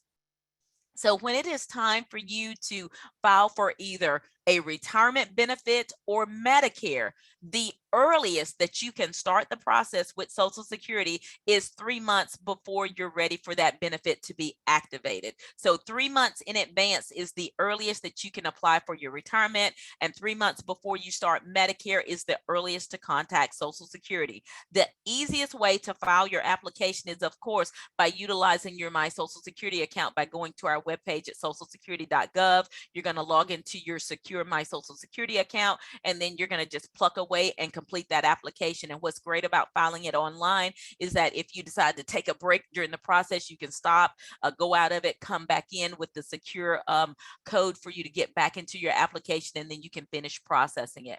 Or you can always contact us via the national 800 number or contacting your local servicing office. And if you're speaking with a representative at the local office, you're going to schedule a telephone appointment with us, and you can rest assured whether you filed your application online or you're speaking to the representative, you're going to be asked the same series of questions. Then at the end of the interview, if you have if we need anything from you, I should say, we're going to let you know.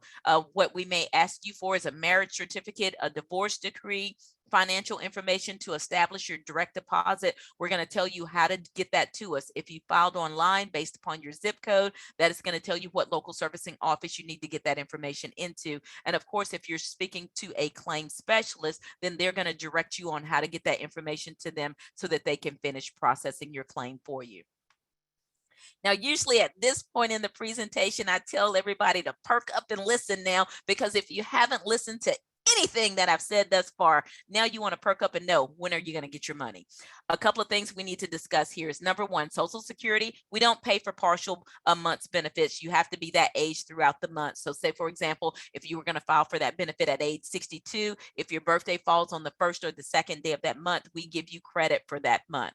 The next thing you need to understand is that the Social Security benefits are paid the month following the month that they're due. So if you came into Social Security in this month in March and said, I want to file for my retirement benefit and I want it to start this month, March, we're going to say, great. And you need to understand your first payment is not going to come until April. And then based upon your day of birth, that will determine which Wednesday of the month you're going to receive that benefit. So if your birthday is the 1st through the 10th, that's the second Wednesday of the month. The 11th through the 20th is the third Wednesday of the month. And the 21st through the 31st is the fourth Wednesday of the month. So keep that in the back of your mind as you are planning for your retirement. And if you notice that your Social Security benefit is going to come late in the month, and especially if you're going to be dependent on this income, you may want to start to kind of of squirrel away some money to tide you over until that benefit can start for you. And now I'm going to jump into Medicare. But before I do want to go back to see if I have any additional questions here. Let's see. Okay, someone is asking or stating that my employer does not withdraw Social Security. I'm a widow at age 71. Am I eligible for my deceased husband's Social Security? What I'm going to tell you is Ms. Tony is going to talk about this for you, but it all comes down to, are you going to get a pension from an employer who does not pay into Social Security? Because if you get a pension from an employer who's not contributing into Social Security, the potential survivor's benefit that you could be looking at, that's going to be subject to the government pension offset. And Ms. Tony will touch on that for you in just a little bit. Someone is asking, is that Social Security amount no, that's going to be the gross amount. Okay. Someone is asking, is the Social Security, I'm assuming you mean the earnings limits that I had up on the screen just a few moments ago, whether or not that is the gross or net, that is the gross amount that you need to have in mind, especially if you are trying to go back to work. These earnings limits is the gross amount that you can work and earn. So just pay attention to that. Okay. And so someone is stating, if someone has Social Security, but not enough to receive a check, and they will be eligible for retirement at 54 from TRS. I can't see what this little thing says here. It says, or they can go back and earn enough to get to Social Security. Can they go to work to earn Social Security to add to what they have? Okay, thank you, Ms. Karen. What that's going to mean for you, say, for example, if you're someone, and let's just say you have 30 quarters, and remember the minimum requirement for us to be able to determine if you're going to get that money, that cash benefit from Social Security, is you have to have 40 quarters of coverage.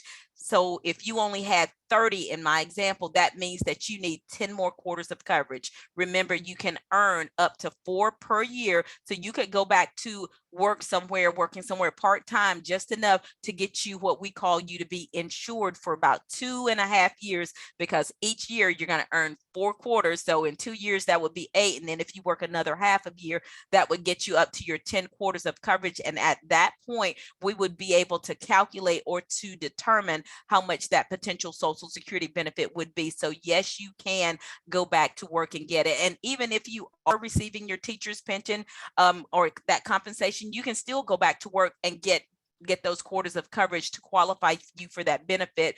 But the key as to how much you get is going to be determined on whether or not you are receiving that pension from the employer who does not pay into Social Security for you. Okay, let's see. Okay, someone is stating my Social Security is reduced since I have 40 quarters in New York State and none in Georgia. It doesn't really matter about where you earn the quarters of coverage. It all comes down to, are you going to get money from an employer who doesn't pay into Social Security? Okay, it looks like I've answered all of the questions here, so I'm going to go ahead and jump into Medicare. Social Security's responsibilities within Medicare are going to be very limited. When it comes to Medicare, Social Security does 2 things. Number 1, when it is time for you to enroll in Medicare, Social Security is the agency you need to contact so that we can take the application for you. Secondly, if you are enrolled in Medicare and receiving a cash benefit from Social Security, then by law, we are required to deduct that Medicare premium out of your Social Security benefit, and we send that over to the Center for Medicare and Medicaid Services for you. So I tell people, when it comes to Medicare, we only do 2 things. We take your application and we take your money. That is the gist of what Social Security does with regards to Medicare. If you're needing to know what is covered, what's not covered, whether your claims have been paid, then at that point, we at Social Security, we would need to refer you to the Center for Medicare and Medicaid Services so that you could speak with a representative at Medicare to talk about those other questions and concerns. So if it ever comes down to, do you need to file an application, and are we deducting the premiums out of your Social Security benefit? That is all we do with regards to Medicare. But let's take a look as to see who can get Medicare. First and foremost, it's going to be anybody who's age 65 or older. anyone who's been on Social Security disability for at least 24 months, individuals with ALS, and of course, individuals who have permanent kidney failure and receives maintenance dialysis or a kidney transplant are going to qualify for Medicare.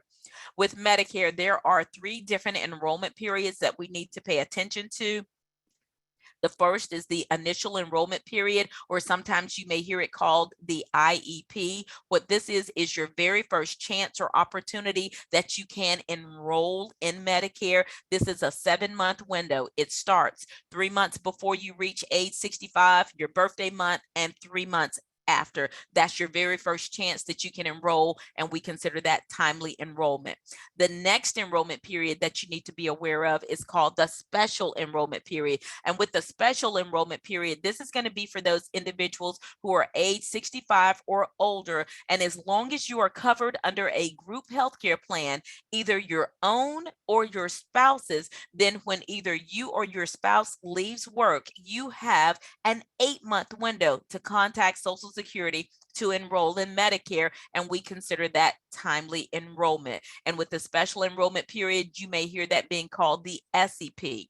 The last enrollment period you need to be aware of is the general enrollment period, or the GEP. This is every year from January 1st through March 31st. And this is going to be for those individuals, or the GEP for those individuals who, for whatever reason, they did not enroll during their initial enrollment period, and they do not qualify for a special enrollment period. What we look at in the general enrollment period is we look to see what was the first opportunity you could have enrolled in Medicare, because we have to determine whether or not that 10% penalty will be assessed on you. The next thing you need to understand about the general enrollment period starting this year in 2023, that if you enroll under the general enrollment period in either January, February, or March, now your coverage will start in the month following the month that you enrolled. So say if you enrolled in this month in March, then your coverage starts in April. Whereas in the past, you used to have to wait until July for that coverage to start. So that was a good change that Medicare made for individuals. Also, they made changes with the initial enrollment period as to when the coverage would start. Now, how it works is that if you've enrolled 3 months before you reach age 65, coverage starts in your birthday month. If you wait until your birthday month or 3 months later, then your coverage starts the month following the month that you submitted that application. So say, for example, if you were this year and you filed in your initial enrollment period in February, your coverage will start in month. It's going to start the very next month. And that is another good change that they made in Medicare. But let's take a look at the different types of options that you're going to have when enrolling in Medicare. You can choose to enroll in Original Medicare, or you can decide to select an Advantage plan.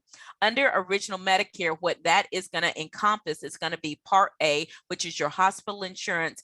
And earlier I mentioned that as long as you have that 40 quarters of coverage, Part A is not going to cost you anything. Or if you're paying your Medicare taxes, it won't cost you anything.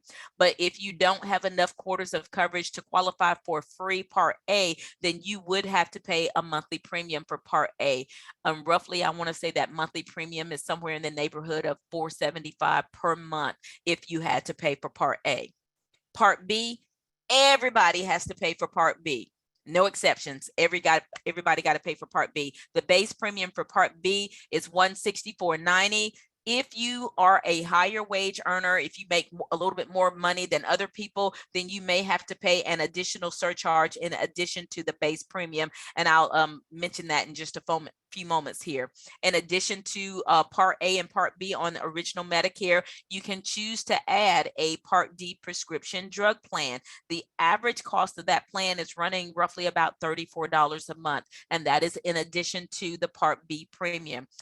Under Original Medicare, you can choose to add a Medigap or a supplemental plan that's going to help you with some of your out-of-pocket costs, such as your co-pays and any other money that you would have to pay. But that cost of that policy is going to vary from provider to provider. Or you can choose to select an Advantage plan, also known as Part C. And what this is where private companies are going to follow the rules and regulations for the Center for Medicare and Medicaid Services, but they're going to bundle together in a predetermined package for you, Part A, Part B. They may even throw in a drug plan as well as a gym membership or a hearing or dental plan. It's going to depending on which provider that you decide to go with for a predetermined cost. This is where I tell everyone, this is where you have to do your homework, making sure that you are understanding, do you want to go with traditional Medicare or do you want to take an Advantage plan? Also, especially talk to your health benefits individuals or your reps to determine whether or not they will require you to enroll in Medicare. And please ensure that you are enrolling in a timely fashion so that you won't be subject to that penalty. A good place to start for basic information about Medicare is going to be medicare.gov, because normally what you're going to find is when you're roughly about 6 months out from enrolling in Medicare, you're going to be overwhelmed. I call it the Medicare tsunami. This is where all these companies are going to be calling you, sending you letters, text messages, emails, trying to get you to select their company to enroll in Medicare. And it's up to you to figure out what is going to work best for you and your plan and your family with the option that you choose. I And do Anise, have, I'm going to interrupt for just a second.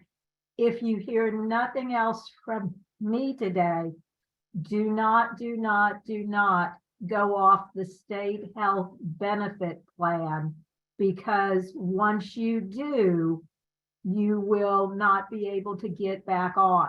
So as you retire, whether you're 65 or not, the state health benefit plan will work with you to convert your health care into a plan that is there. So all these things you're getting in the mail, if you, as you get towards 65, file 13, put them in the trash. In my humble opinion, that's my recommendations. Thanks, Anise. you're welcome. Got 3 scenarios here we're going to walk through before I wrap up my portion of the presentation today. This first scenario talks about that if a person has started to receive their cash benefit from Social Security before the age of 65, do they need to come running into Social Security to enroll in Medicare? The answer is no.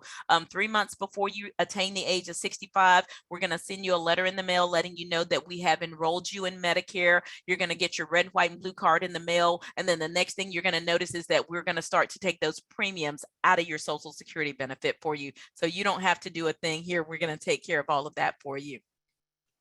This next scenario, it deals with the special enrollment period, talking about that if you're still working at age 65. And just remember, as long as you are covered by a group healthcare plan, either your own or your spouses, and this is where, and when I say your own or your spouses, not that they're retired and you're on their insurance, it has to be active employee coverage where they're actually working. So it can be you or your spouses. Then you're going to have options that when you attain the age of 65, you may choose just to enroll in Part A only. And you're going to tell us, no, I don't want B right now because I have insurance through my employer or my spouse's employer. That's fine. Then when you or your spouse leaves employment, you have 8 months to contact Social Security so that you can enroll in Medicare, and we consider that to be timely enrollment.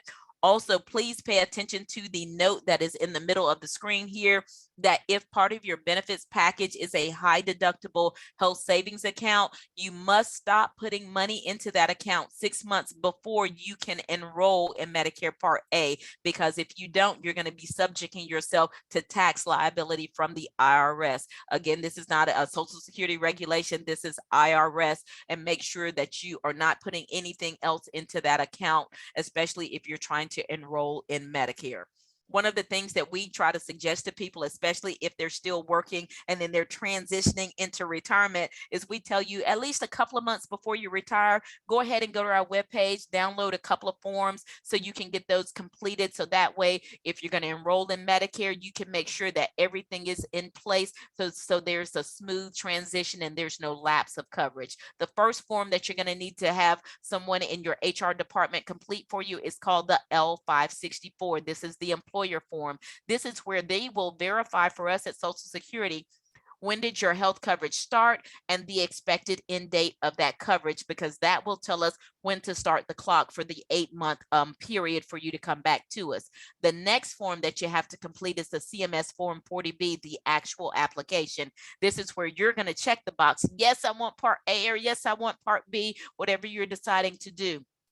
The most important piece of information I can tell you about that is that these two forms, the L564 and the 40B, these two forms are happily married. They're never going to get a divorce. So that means that wherever one goes, the other one has to go with it. They're like peanut butter and jelly, peas and carrots. They got to stick together and come back to Social Security together.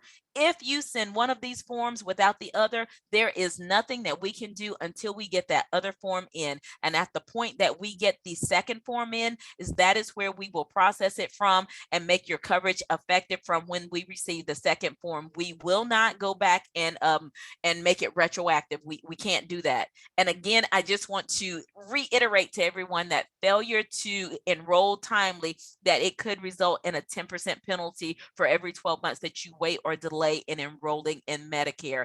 And one of the things that I'm going to suggest to you, especially as you're transitioning into retirement, please make sure that you are talking with somebody, your HR specialist or someone from the state health benefits, so that they can direct you on whether or not you are required to enroll in Medicare. This last scenario talks about that if a person is not working at age 65 and they're not ready to receive a cash benefit from Social Security, they can file what we call is a Medicare only application. And when they do this, what will happen is that the Center for Medicare and Medicaid Services, they're going to send them a quarterly bill to pay those Medicare premiums 3 months in advance. If you feel like you cannot afford to pay 3 months worth of Medicare premiums at one time, they do have a couple of different options for you to be able to pay this. What I'm going to recommend that you do is, once you've enrolled in Medicare and you have that your ID number from Medicare, go to medicare.gov and create a Medicare account for yourself. Then you're going to be able to log in and pay your premiums directly to the Center for Medicare and Medicaid Services. And for you, this is going to give you peace of mind, because you're going to know that your coverage or your premiums are current and up to date.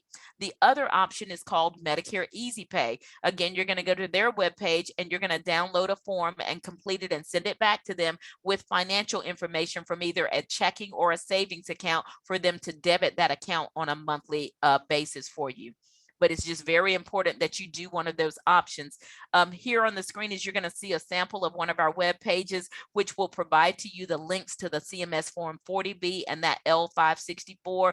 If you don't do anything else, just make sure they do come back to Social Security together. Now, earlier I mentioned that if you are a higher wage earner, in addition to the base premium of $164.90 for this year, you could have to pay an additional surcharge. And in order for us at Social Security to determine how much or if you pay that surcharge, is we look at your tax return from 2 years in the past. So for 2023, we're going to look at your tax return from 2021 to make the determination as to where does your modified adjusted gross income, where does it fall on the chart? And then that's going to determine how much of a surcharge that you would have to pay for Part B and for Part D if you're enrolled in that. Also keep in mind that if you are married and both you and your spouse are enrolled in Medicare, then the amount is what you would have to pay for each member of the couple here. Here on the screen is just an example of the Medicare's new redesigned webpage. They also, like Social Security, tried to go and try to simplify their pages and making it easier to understand for the public. With the Medicare Basics, that's going to give you the basic information on the difference between traditional or original Medicare and the Advantage plans. And also it's going to provide information that if you were to elect a supplemental coverage policy or that Medigap policy, what it entails for you. But a lot of really good information here, and also want to encourage you to create your account through Medicare for yourself. And once you do go into your Medicare account, some of the things that you're going to see here is number one, if you have original Medicare, what's been paid, what's outstanding. You're going to be able to ensure that your premiums are current and up to date. And then if you needed to contact someone, their customer service, you're going to be able to contact them. And of course, they will respond back to you as quickly as they can through their way that they would contact you through their Medicare account. And then lastly here, what you're going to see on the screen is going to be an example of your My Medicare account. It's going to consist of letters and numbers as your ID number. It will show you what you're enrolled in, and of course, when the start date of that coverage is for you. So this is just my overview of Medicare. I hope that this has been beneficial to you. Ms. Karen, I do appreciate the opportunity to always come out and speak, and I'm going to look here to see if I have any additional questions here. Let's see, someone is saying that they think Medicare is $475 a quarter. Okay, and that's for those 3 months worth of premiums. Then someone here is stating that I'm going to retire at 63 from TRS. My husband is covered on my state health insurance, and he will be 65 in November. So should he apply now for Medicare? And remember, the earliest he can apply for Medicare is 3 months in advance. 3 months early is the earliest that he can apply because he has not went completely through his initial enrollment period. So 3 months. So if he is going to be 65 in, what did we say, November? So November, October, September, August would be the earliest that he would need to contact Social Security to enroll. And now you said your husband is still working. Now, if he has insurance through his employer, just to add to that question, then if he has insurance through his employer, even though he's working, he may decide to delay enrolling in Medicare. But if his only insurance is through your employer, then come August, he needs to contact Social Security to enroll in Medicare. And someone is stating, should I ask my employer to return the L564 to me? So, yes, ma'am, you do need to make sure that that 564 does come back to you. And more than likely, when you're talking to them about this, because they do this on such a routine basis, they're going to let you know how they're going to deliver that form back to you, because they would not necessarily send it straight to Social Security, because if we don't have an application to tie it to, we're either going to hold it aside for a little bit of time. And if the application doesn't come in with a specific amount of time, then you would have to send both of those forms together. So please ask them to ensure that the L564 does come back to you. And I do see that I don't have any other questions here. So with that being said, I'm going to turn it over to Ms. Karen, and thank you again for the opportunity to be here with you. And I look forward to being with you in next month. Thank you, Anise. You always do such a great job. I really appreciate you. Our next presentation is by our GAE retired president, Tony Smith. And please remember, as Tony presents, that she is only the messenger, and she'll be presenting information about if you are working for a system that does not take out Social Security. And if that doesn't apply to you, I'm not saying please don't listen, because it does apply to a number of individuals in Georgia.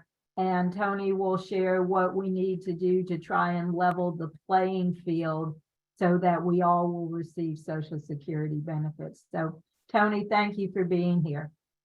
Thank you, Karen. And I remind you that I'm just a messenger, but I think you're going to really want to pay attention to this, because quite often people will listen to this presentation and just let it roll over them.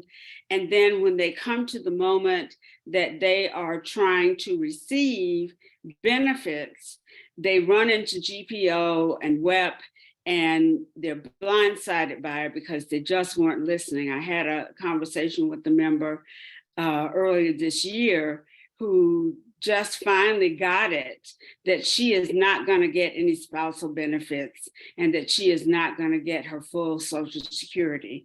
So listen and don't blame me.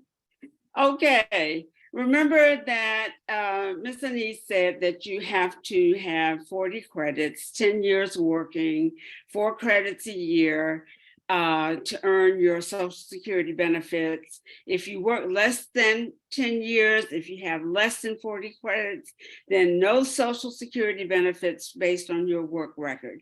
Now, what I want you to understand is that many of us worked in systems or work in systems where the system opted out of Social Security. This was a ploy back in, most of them, it happened in the 80s when it became an option to give educators an increase in take-home pay without actually giving them a raise, simply by not paying into Social Security, so that money went back in your pocket. It seemed like a good idea at the time to a lot of people, but then when you get to retirement, it really makes a difference. So remember, 40 credits, $1,510 in earnings equals 1 credit, and you can earn a maximum of 4 credits a year. So if your covered earnings or work-related earnings, they are subject to Social Security taxation unless, and you would know this, I'm going to show you where to look. You would know this unless you are not paying those Social Security taxes if your employer has opted out of Social Security. So GPO, government pension offset, and WP, windfall elimination provision, are 2 pieces of federal legislation. They're designed to keep public service employees from doing what legislators called double dipping. I think that's ridiculous, but that's what they thought we were doing. So that was a solution in search of a problem, and they created a serious problem by passing this legislation. The government pension offset is going to impact your survivor spousal benefits, and the windfall elimination provision is going to impact what you yourself received.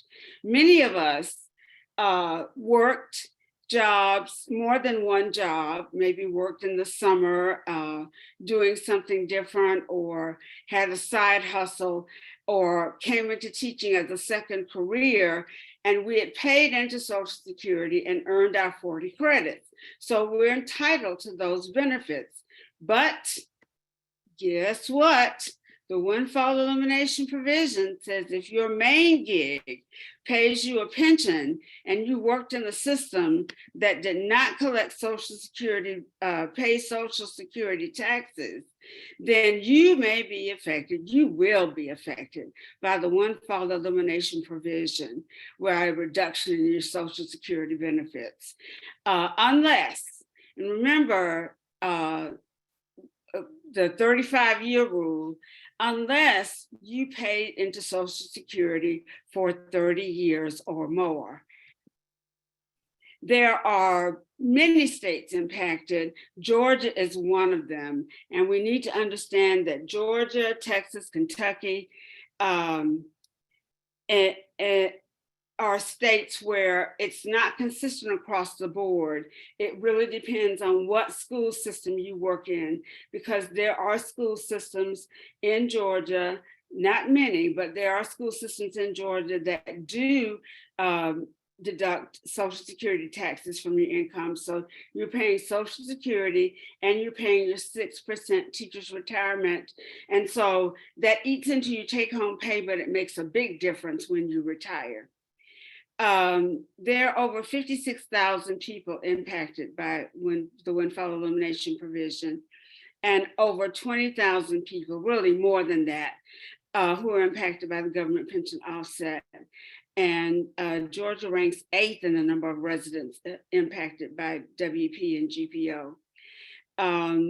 We know that DeKalb County, where I worked my entire career, the year I started working there, they stopped paying into Social Security. And I didn't think much of it. I didn't understand what that meant. But City of Atlanta, Marietta City Schools, Clayton County, Fulton County, and other smaller districts do not pay into Social Security. And this doesn't just impact educators, state, county, and municipal workers in 26 states are impacted by GPO WEP, and federal employments who are in the CSRS retirement system are affected in every state. Georgia, Kentucky, and Rhode Island have the ability for your local municipalities, like the city and county governments, to opt out of Social Security. And workers are confused by this. It can make a difference in your decision about where to work, knowing whether or not you're going to be vested in the Social Security system. So, you're young, you're coming out of college, you go to a job fair.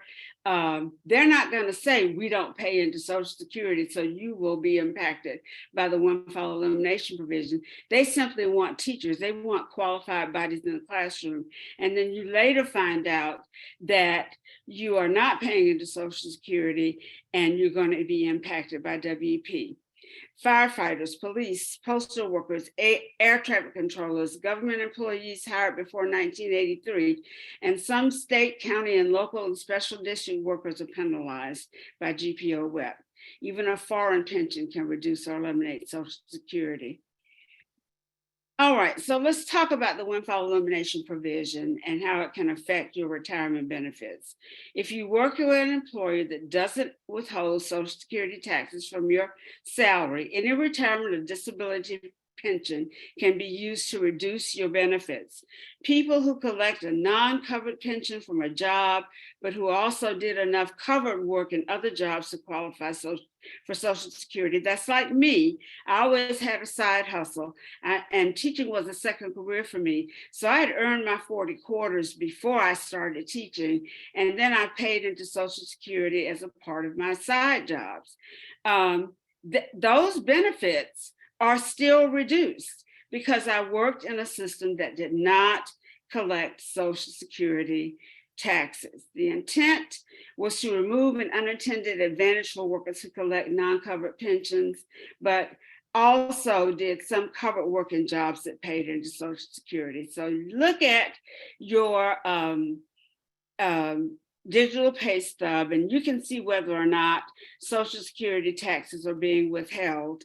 It says there, if there's nothing in that box, then you are not paying into Social Security in your main hustle. 1.9 million people are impacted by the windfall elimination provision, 56,000 more than that now in Georgia. And it reduces retirement and disability benefits by up to 50%. And actually, that's hopeful. It's really going to be more. In the years in which you had substantial earnings from Social Security covered work, the more years you had, the less it's going to impact you. And like I said, the sweet spot is 30 years. If you're in a non-covered main gig, but you have a second gig, maybe you're an adjunct professor and you pay into Social Security and you keep that job for 30 years, then you'll have less of an impact from WP. 1/2 of the value of your pension is used to offset your Social Security benefits. The law does guarantee that the Social Security benefits of public sector employees cannot be cut by more than 1/2 of their pension amount. But I want to give you a word of warning.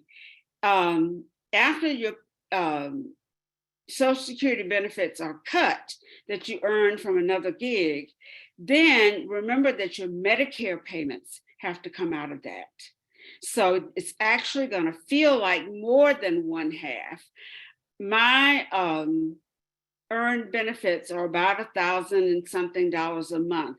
But after the offset and my Medicare payments, I get $167 a month. And, what could I do with that? Well, now, there's a video here, Karen, that is supposed to come up next, but it's missing from my PowerPoint presentation, the AARP presentation. So I don't know if you can cue video. So I don't know if you can cue it up or not, or if we just need to pass on. Okay, give me just a nanosecond to Okay. please. Meanwhile, I'm going to ask if there are any questions for clarification about the windfall elimination provision. If you work in a system that did not collect Social Security taxes for you, meaning you got more take-home pay, your benefits, that money you paid into the system is going to be reduced. So do you have any questions about that? I know that's hard news to take. And some of you are at a point where you're working in a system that does not pay into Social Security, and you think, boy, I better change my tune and transfer into a system that does pay into Social Security. Remember that Social Security is looking at 35 years. So Karen is going to cue up the video, and we will watch this short video from AARP. What's the windfall elimination provision for Social Security? The windfall elimination provision is a rule that reduces Social Security retirement benefits for people who also collect a pension from what's called non-covered employment. Those are jobs in which people do not pay Social Security taxes. You mean a job in which the employer doesn't withhold FICA taxes? That's right. Today, most workplaces participate in Social Security, but some state and local government agencies do not. If you have a non-covered pension, but have also worked at least 10 years in jobs for which you paid Social Security taxes, so that you also qualify for Social Security benefits, the windfall elimination provision kicks in. It can reduce your monthly Social Security payment by up to half the amount of your pension, but it never reduces your benefit to zero. The more covered work you did, that is, the longer you'll pay Social Security taxes, the less the windfall elimination provision cuts into your benefits. To learn more, go to aarp.org/Social Security. Okay, so it's very to the point. That's a good little video, and I see a couple of questions here that I want to go ahead and address. One of the things is that teachers jump ship their last 5 years of teaching. And so one of the things that one county has been able to do is, with the help of Michael McGonigal, our chief counsel for GAE, they were able to opt back into Social Security and attract employees to the system and retain good teachers who are jumping ship 5 years out so they could get back under Social Security. That's what a lot of veteran teachers do. And when we explain this to aspiring educators, we tell them to take that into consideration when they go to job fairs. Let's see, the next question is, I'm going to talk about what GAE is doing to work toward the repeal of GPO WEP, and it's very, very good. And I see a question, how should I pay Medicare premium? They'll send you a bill, Deborah, and you just write them a check and mail it in. Shannon says, I worked for Murray for 5 years and have been with Whitfield for 21 years. Should I try and do 5 additional years to offset those 5 years? It's tricky, Shannon. I don't want to advise you. I'm not the expert on that, but I do know that a lot of veteran teachers have done that, have opted to go to a system that withholds Social Security taxes, and they are able to overcome the offset. All right, now let's remember that the windfall elimination provision impacts your Social Security benefits. Now let's talk about the government pension offset. This impacts your survivor or spousal benefits. If you receive a pension from a government job where you didn't pay Social Security taxes, some or all of your survivor benefits, widows or widowers benefits, may be offset because you receive that pension. If you receive a pension from a federal, state, or local government based on work for which you didn't pay Social Security taxes, Social Security, because of the government pension offset, will severely reduce or eliminate your spousal benefits. And this is really devastating because most of the people who are impacted are widows, women who depend on their spouse's Social Security benefits to maintain a dignified and independent retirement. And once that spouse predeceases them, you lose that. And for me, it would mean if my spouse predeceases me, I would have to move in with one of my children. I couldn't live independently. The spousal benefit can be as much as half of the worker's primary insurance amount. So let's look at this. A widow or a widower, full retirement age or older, you should be able to receive 100% of the deceased worker's benefit amount. And I'm not going to go over this because Ms. Anise really addressed it well when she explained how spousal benefits are calculated and how they're paid and what happens to divorced spouses and that kind of thing. But 2/3 of the value of your pension will be used to offset your spouse's benefits. So for example, Anne has a $3,000 pension, and 2/3 of that will be $2,000. So Anne's Social Security survivor benefit should be $2,200, but GPO means that that can be reduced by $2,000, which is 2/3 of Anne's pension. So she will only get $200 in spousal benefits. And as I said, for me, I would get zero. So it impacts ESPs significantly heavy. Is it possible that your benefits can be reduced to zero? Yes, that's a total GPO offset. That impacts me. 700,000 people are impacted by GPO nationally, 20,000 in Georgia, actually more than that now. Most are women, low income, and often support professionals. The government pension offset, as I said, reduces your spousal benefits by 2/3 of your public pension. And 9 out of 10 people who are impacted by GPO lose their entire spousal benefits. I want to show you a little video now. It's from Texas, but it fully explains GPO WEP.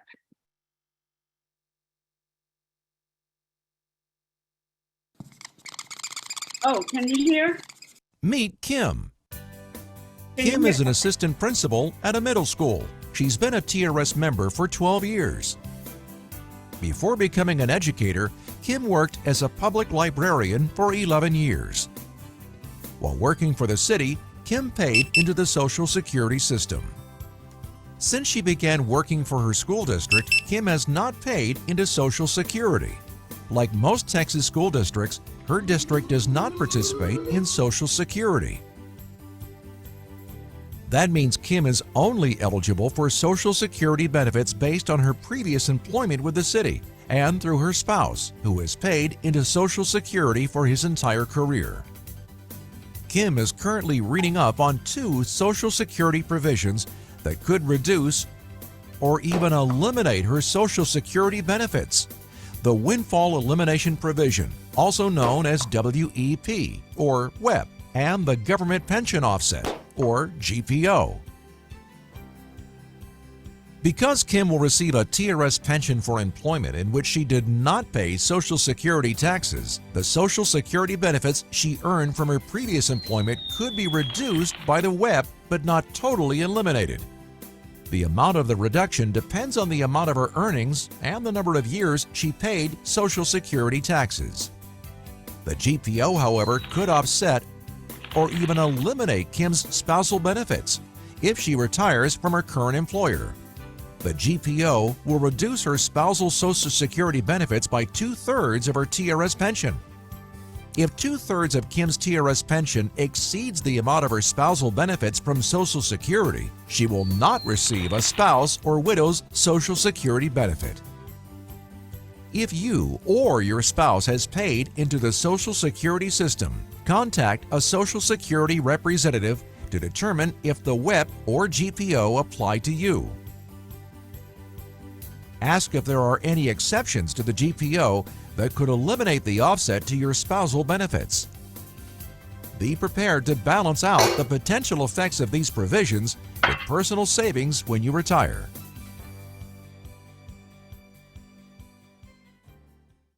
Okay, now I want to say this too. You're going to hear from our representative from TRS, and he's going to talk about the different pension payment plans that you can accept.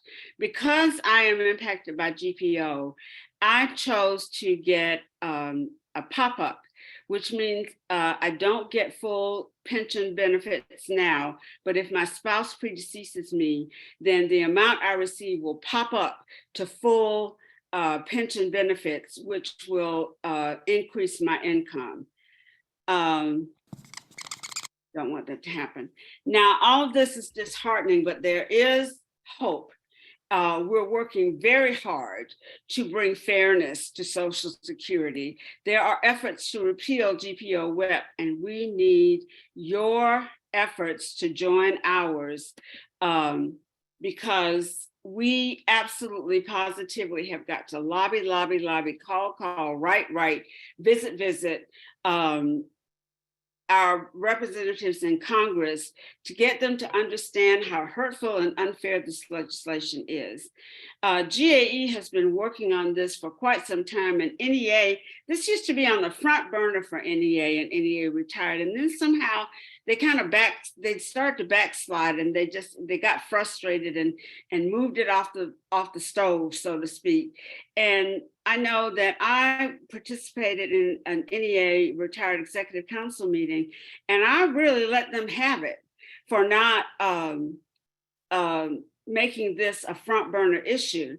And there has been a lot of progress with NEA retired and NEA because of GAE's effort. One thing they did was publish a couple of issues of the No magazine devoted to GPO WEP. And we had personal stories. We had a full explanation of what GPO WEP did, what it meant. We had information about how to lobby to make sure that our voices were heard. One really big state is our partner in this, and that's California. But I'm going to tell you more about the efforts of GAE and NEA. One of the things that we did, our legislative chair did this, was she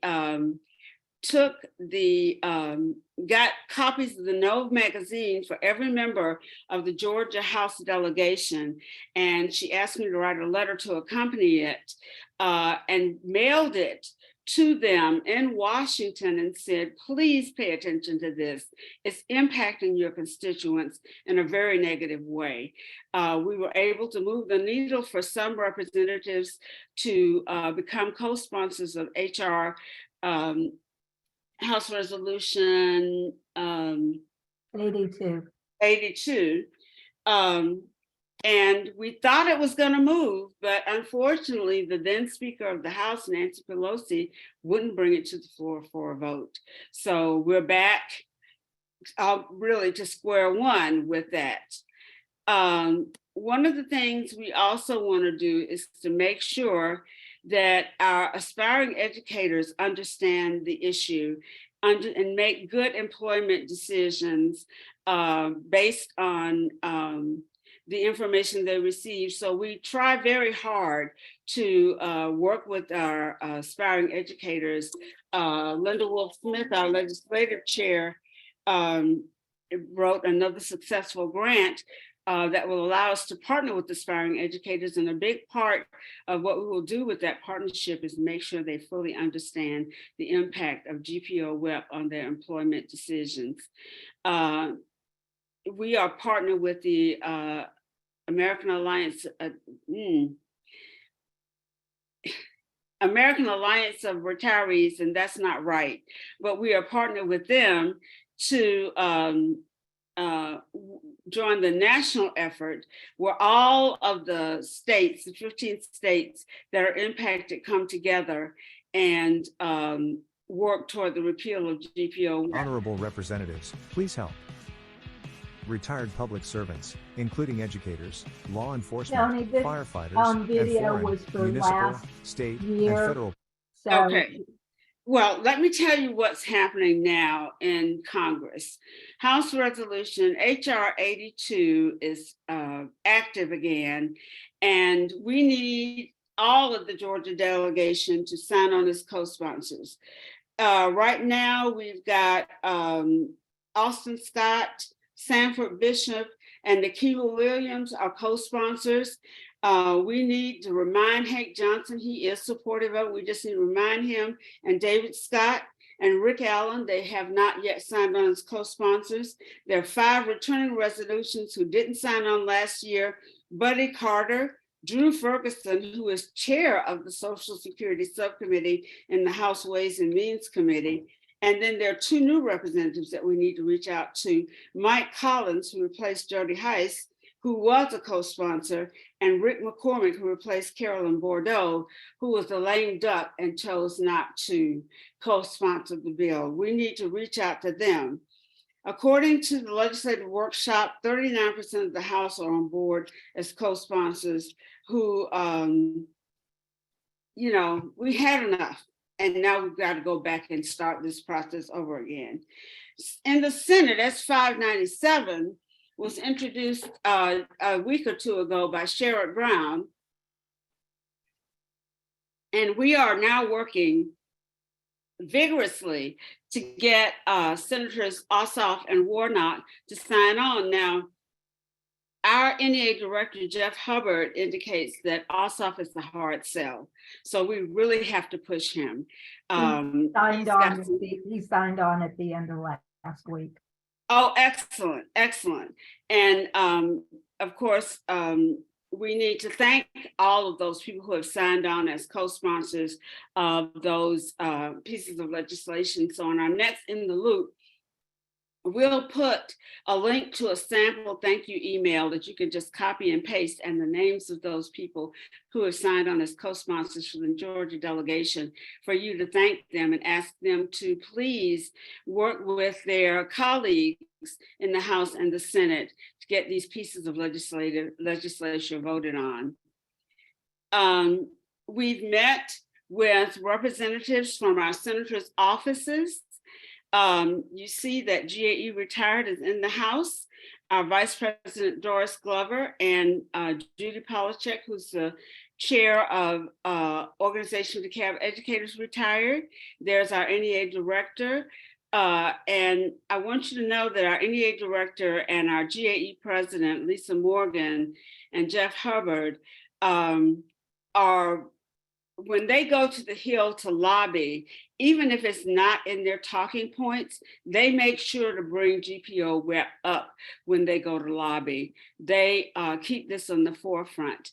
Now, GAE Retired wrote a new business item, and this is the language in the new business item: to create a lobbying cadre of 1 active and 1 retired member from the impacted states who were recommended by the state active presidents, focus solely on the repeal of the government pension offset and the windfall elimination provision. And this was voted on at the RA in Chicago last year, and it passed. And then the board of directors, NEA directors, approved the $300,000 cost allocation to make this lobbying cadre a reality. And they are meeting virtually, and they are going to the Hill to knock on doors. This is the work of GAE Retired with the cooperation of GAE Active, because the GAE Board of Directors introduced the new business item because it had more clout coming from GAE's Board of Directors, and we didn't have to go around collecting signatures. So we appreciate the support of our GAE president and our GAE Board of Directors. This happened last year, the discharge petition, it didn't work. So that's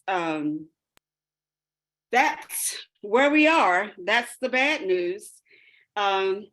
Question. Well, Tony, we're running a little behind time, so people will have your email, Yeah, I'll put it in the chat. and it'll also be on the info I send out to participants.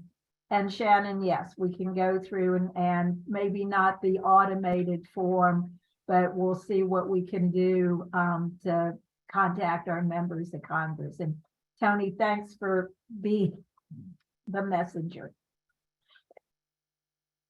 Our next presentation, we have just a couple more. This is on TRS from TRS. And Mike Zarum, again, has been with us on these pre-retired seminars for quite a while. And he is bearer of good news. So here we go, Mike. Hopefully screen share will work. All right. Do I have the baton now? You have the baton officially. All right.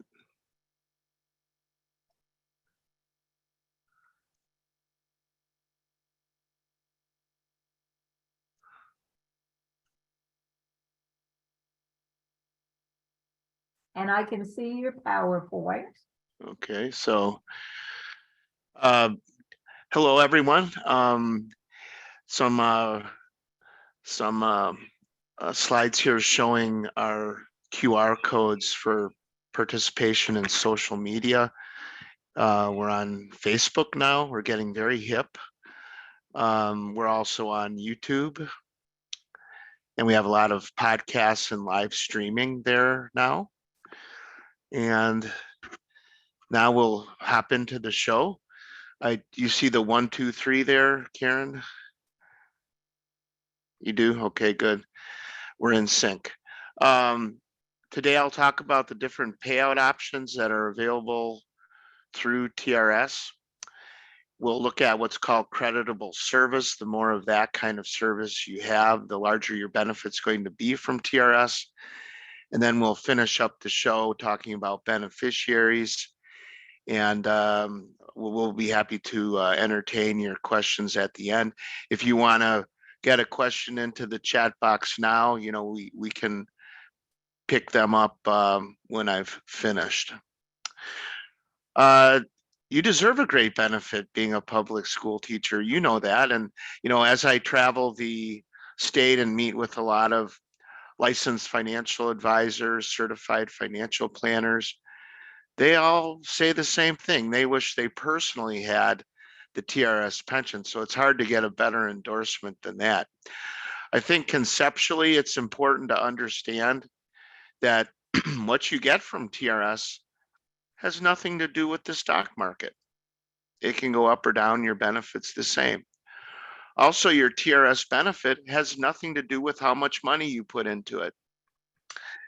It does come up when we do talk about one facet of the plan, but it doesn't determine what you're going to get. We're a very unique kind of pension plan that's guaranteed for life. It's also guaranteed for life for your beneficiaries that survive you, that you've designated. They also get a lifetime benefit. And you both get cost of living adjustments, which we'll touch on. So your money grows in retirement. And it's all based on a formula that looks at how long you've worked, your high TRS salary. And that's, you know, the longer you work, the higher your salary, the more you're going to get from us within certain limits. There are a lot of different directions you can go with your retirement decision. There's 7 of them, and we'll look at them, and you'll pick them when you're within 6 months of your planned retirement date. I didn't touch on partial lump sum option yet, but you can get a lump sum distribution of cash as well at retirement in lieu of a reduced benefit. So you have to decide yes or no on that. So you have a lot of decisions to make and directions you can go. But the bottom line is, if you want to maintain your standard of living in retirement, the general rule of thumb, painting with a very broad brushstroke, is that you want to replace at least 80% of your pre-retirement income.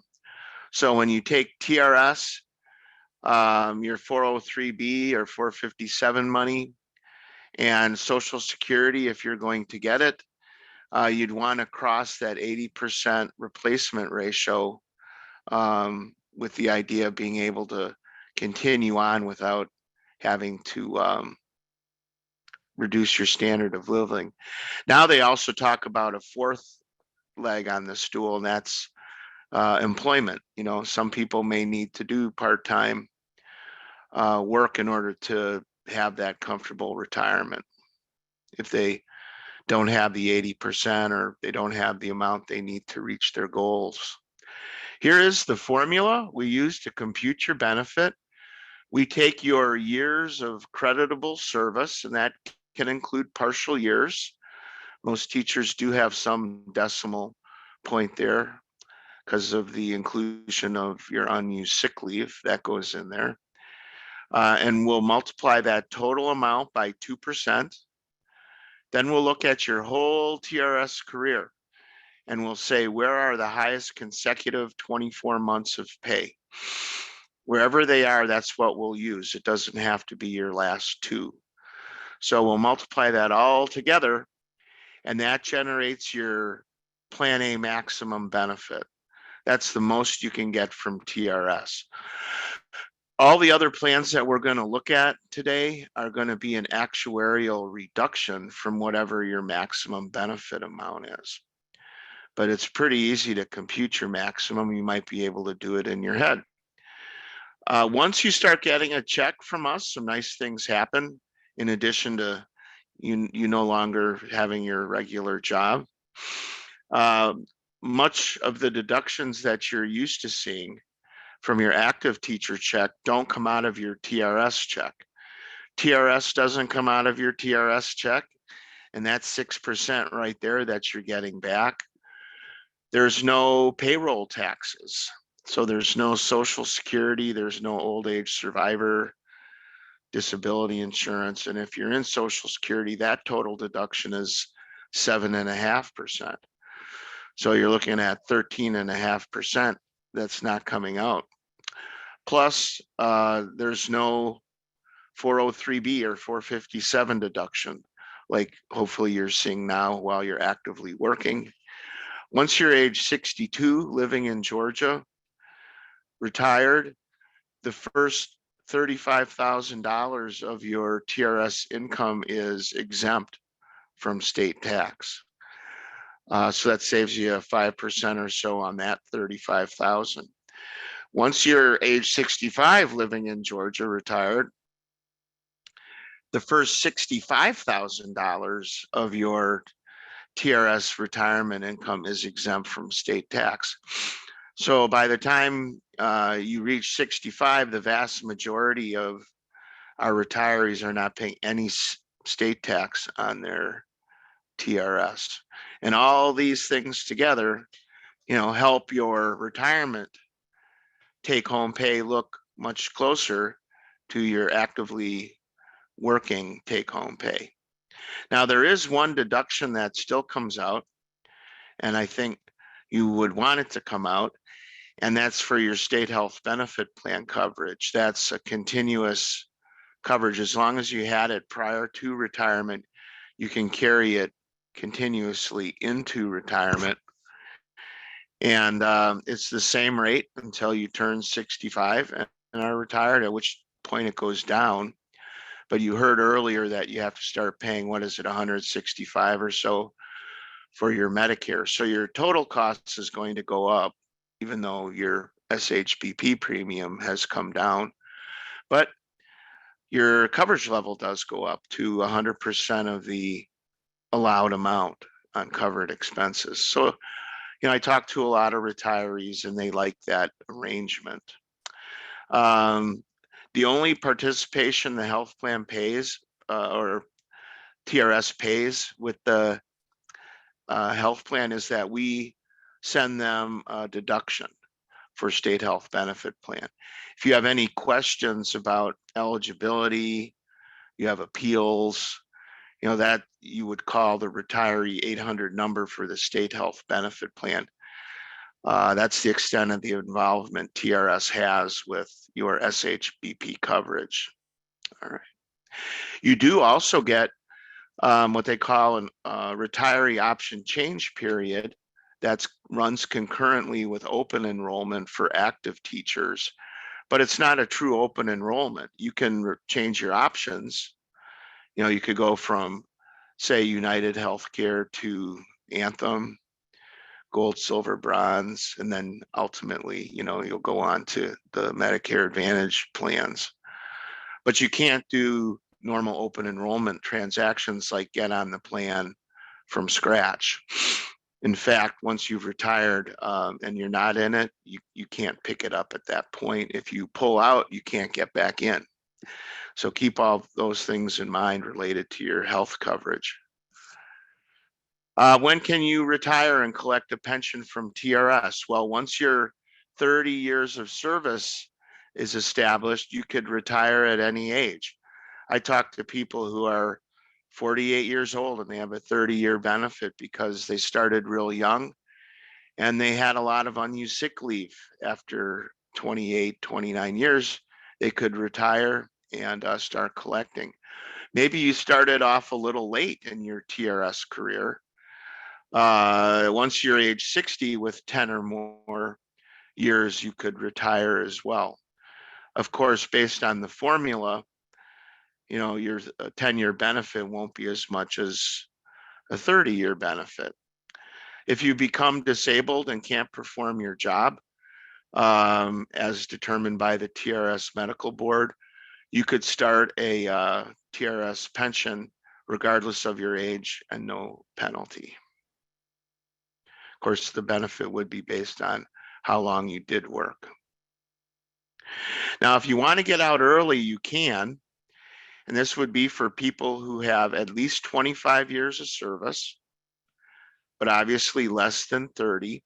Because remember, if you had 30, you wouldn't have to take a penalty. You're also going to be under age 60, because if you had 10 years of service at age 60, you wouldn't have to worry about a penalty. So what is the penalty? Well, we're going to look at your age and we're going to look at your length of service, and we're going to apply the penalty which yields the greatest benefit for you.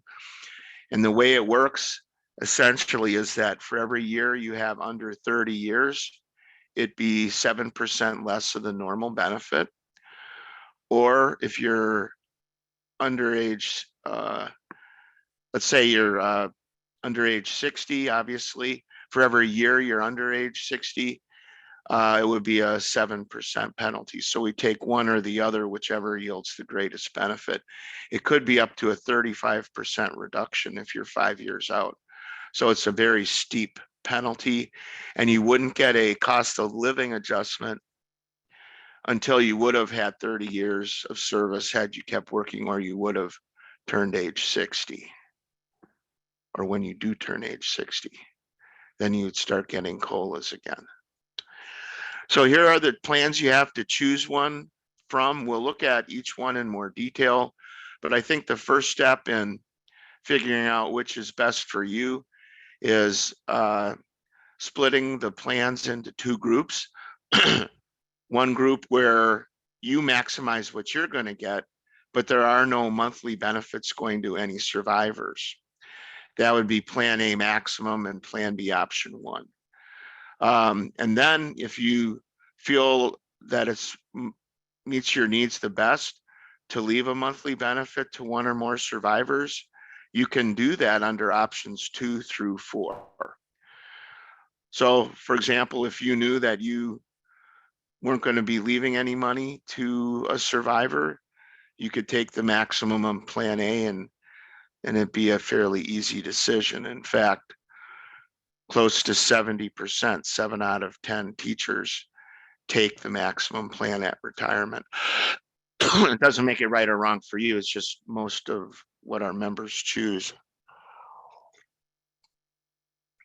Before we get into the specifics of each option, conceptually, I think it's helpful to look at your TRS account and what's in it. Essentially, there's 2 buckets of money. One I'll call your bucket. That's where all your contributions from your paycheck went in, and it's where all the interest went in. on your money while it's sat in your TRS account. That's the money we use to pay your very first benefit checks in retirement, and it usually lasts 2 to 3 years. At that point, when it runs out, we use the money in the TRS bucket for the rest of your life and the rest of the lives of any covered survivors. That bucket never runs out of money. That's the money from your employer, and it's mostly comprised of return on investment we get in the stock market and the bond market to fund your benefit. Remember that we never keep any of the money that went into your bucket. It's either going to go back to you or a beneficiary. So we already know how Plan A maximum works. It's based on that formula we saw earlier. If you pass away before the money in your bucket runs out, we send it as a refund to your covered beneficiary in a lump sum benefit. With Plan B option 1, we extend the life of your bucket of money simply by paying your very first benefit checks out of both buckets of money. Some comes out of yours, some comes out of the TRS bucket.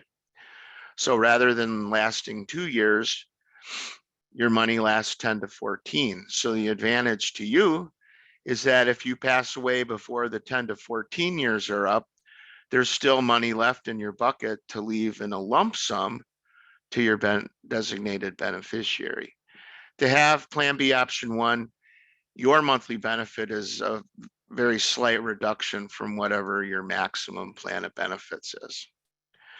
So now let's look at options 2 through 4. Conceptually, the way it works is like a ride on a teeter-totter or seesaw, where the more you take, the less becomes available for others. And the more you want to leave others, the less you would get. So you just decide where on this teeter-totter ride you want to get off. There's no right or wrong answer. It's just whatever works best for you and your family. And all these plans have what's called actuarial equivalence, which means that regardless of the plan you pick and regardless of your beneficiaries, the total payout is expected to be exactly the same for all the plans. Think of it kind of like your TRS pension is a balloon filled with air. And you can squeeze that balloon on one end and the other end pops out, or vice versa, but there's still the same amount of air or money in your TRS balloon. That's kind of conceptually what we're doing. So with option 2, your beneficiary gets the same amount of money you were getting when you pass away. So let's say at retirement, you took option 2, and when you pass away, you were getting $4,000 a month from us. Well, then your beneficiary would get that same $4,000 a month with cost of living adjustments from that point forward. That's a very rich benefit for beneficiaries. So you take more of a hit. I would say it's usually 15 to 25% of your maximum benefit less in order to fund the option 2 benefit. But you'll know exactly what your reduction would be when you look on your estimate. Under option 3, your beneficiary gets exactly 1/2 of what you were getting at the time you pass away.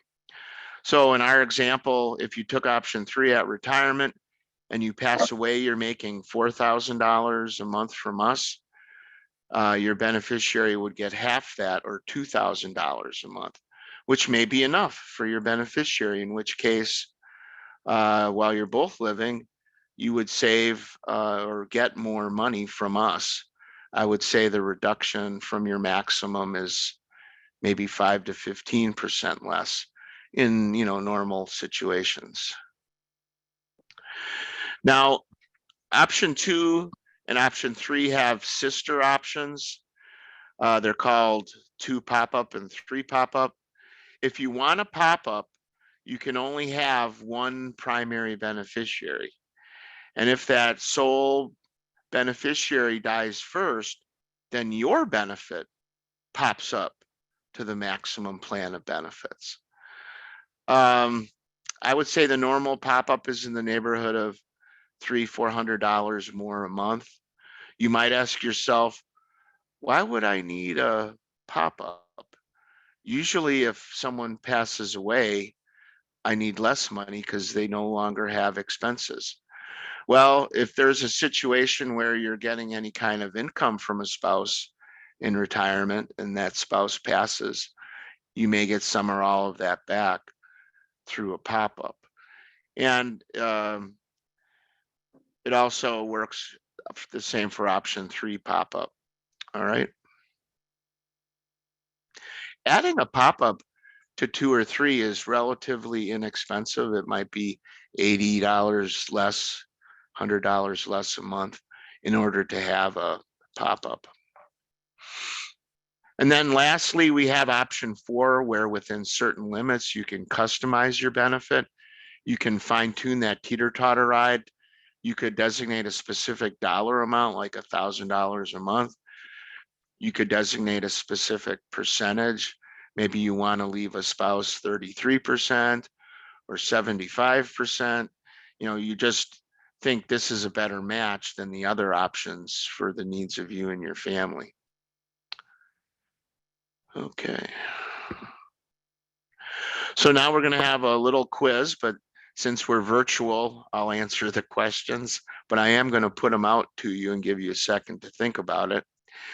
What option might you choose if you were Mary and Mary has no dependents and no one depends on her income? So you're Mary, and if you pass away first, no one's going to have a financial hardship if Mary's pension stopped. So if you were Mary, what option? I would say the maximum option. Why wouldn't Mary want to maximize what she's going to get? No one's going to have hardship if she passes first. Sue, on the other hand, does have a spouse. Unfortunately, the spouse has no savings. Spouse won't be getting any pension or Social Security. And despite all his efforts, he has yet to win the lotto. And we do have to assume that Sue does, in fact, love her spouse. And given that premise, if you were Sue, what option might you select? Drum roll. Well, this was designed for Sue to pick option 2 because she loves her spouse.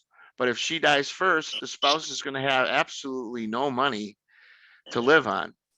So to protect her spouse, Sue is going to take option 2 and provide the most protection she can for that spouse.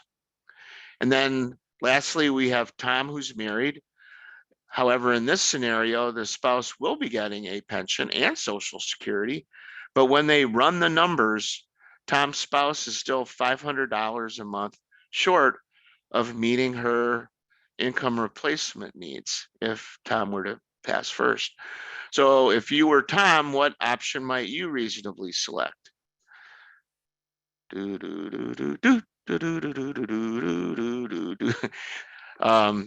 would reasonably select option 4, and you would specify how much. Well, the $500 that the spouse needs. So that way, while they're both living, they're maximizing what they can get from TRS. And then in the event Tom dies first, he's provided a safety net for the surviving spouse to fill that income gap need so that the spouse can continue on without any financial hardship. So this is 3 different scenarios, obviously simplified, but it gives you a decision-making process that you might want to adopt when you're trying to decide the best option for you. All right, you've picked the option that's best. Now you have to decide yes or no on something called a partial lump sum option plan, or PLOP for short. It's a lump sum distribution of cash in lieu of a permanently reduced benefit for life. So on average, I'd say for every $1,000 of PLOP you might want, it reduces your monthly benefit by $7 to $10. About 1 in 10 of our members take one of these. The average gross amount before any taxes is $65,000. You could do whatever you want with this money. It may make sense to pay off high interest credit card debt, for example, before you retire. You could use it as seed money to start a business, buy a depreciable asset, whatever works for you. But it is a rather substantial reduction in what your monthly benefit's going to be. So if you're contemplating this, you may want to talk to your financial advisor to see if it's makes sense for you. No one at TRS is licensed or insured to give you specific financial advice. We can talk in general terms like this, but for your specific situation, if you have any anxiety or you're real curious about it and you want help with it, you may want to go with your school system's 403B rep. If you have a 403B or 457, I'm sure they'd be happy to help you with the decision. Or you could always go outside and talk to a licensed financial advisor. So with your PLOP, you can get 1 month of your max plan benefit up to 3 years. That's the maximum and minimum PLOP amounts you can get. You don't have to take it immediately. You can have a direct rollover into a qualified retirement plan like your 403B at work or an IRA with your local bank that would defer taxes on it. Or you could put some or all of it in your pocket with applicable taxes. One of the marvelous components, magical, is your cost of living adjustment that you get from TRS. This is not something you see with many, if any, private sector pensions, and it's actually something that's starting to disappear in public sector, and that's the cost of living adjustment. We award it every January and every July, as long as there's inflation as measured by the Consumer Price Index. And it's very rare that we would see, periods of time where the CPI has gone down. It actually compounds on itself. So you're getting 3.02% a year. Your very first COLA is a function of your retirement date. It's going to take anywhere from 7 to 12 months to cycle in. But once you've cycled in, it's every 6 months thereafter. And I can tell you that, I meet with a lot of retirees out in the state, and a lot of them come running to me with a big smile on their face. I'm now getting more money from TRS than I did while I was working. And the way that happens is through these COLAs. After about 12 to 13 years, you are getting 50% more from us than when you started. So it truly is a phenomenal aspect or component of your pension from us. So we're going to look at a benefit example. This gentleman will retire in 2025. The high 24 months, which was a rolling average, came out to 5,800, and he had 30 years of service. So we take 30 years of service times 2%, and that's going to be 60% of that high average salary, which comes out to a nice even $3,500 a month. And we're going to take that calculation into the benefit estimate. You can get these from TRS when you're within 5 years of retirement eligibility. We do recommend you get one when you're about 2 years out. In fact, we have a 24-month checklist, which you can download and print from our website, which is trsga.com. And it'll help you get your ducks in a row when you're a couple years out. That way, there's still enough time to get things fixed and set up. If there's any problem with what your estimate looks like, maybe something doesn't look right, there's still plenty of time to to have it fixed. And it would typically be an accurate estimate because you're close enough to retirement where not too many large curveballs are going to hit your career.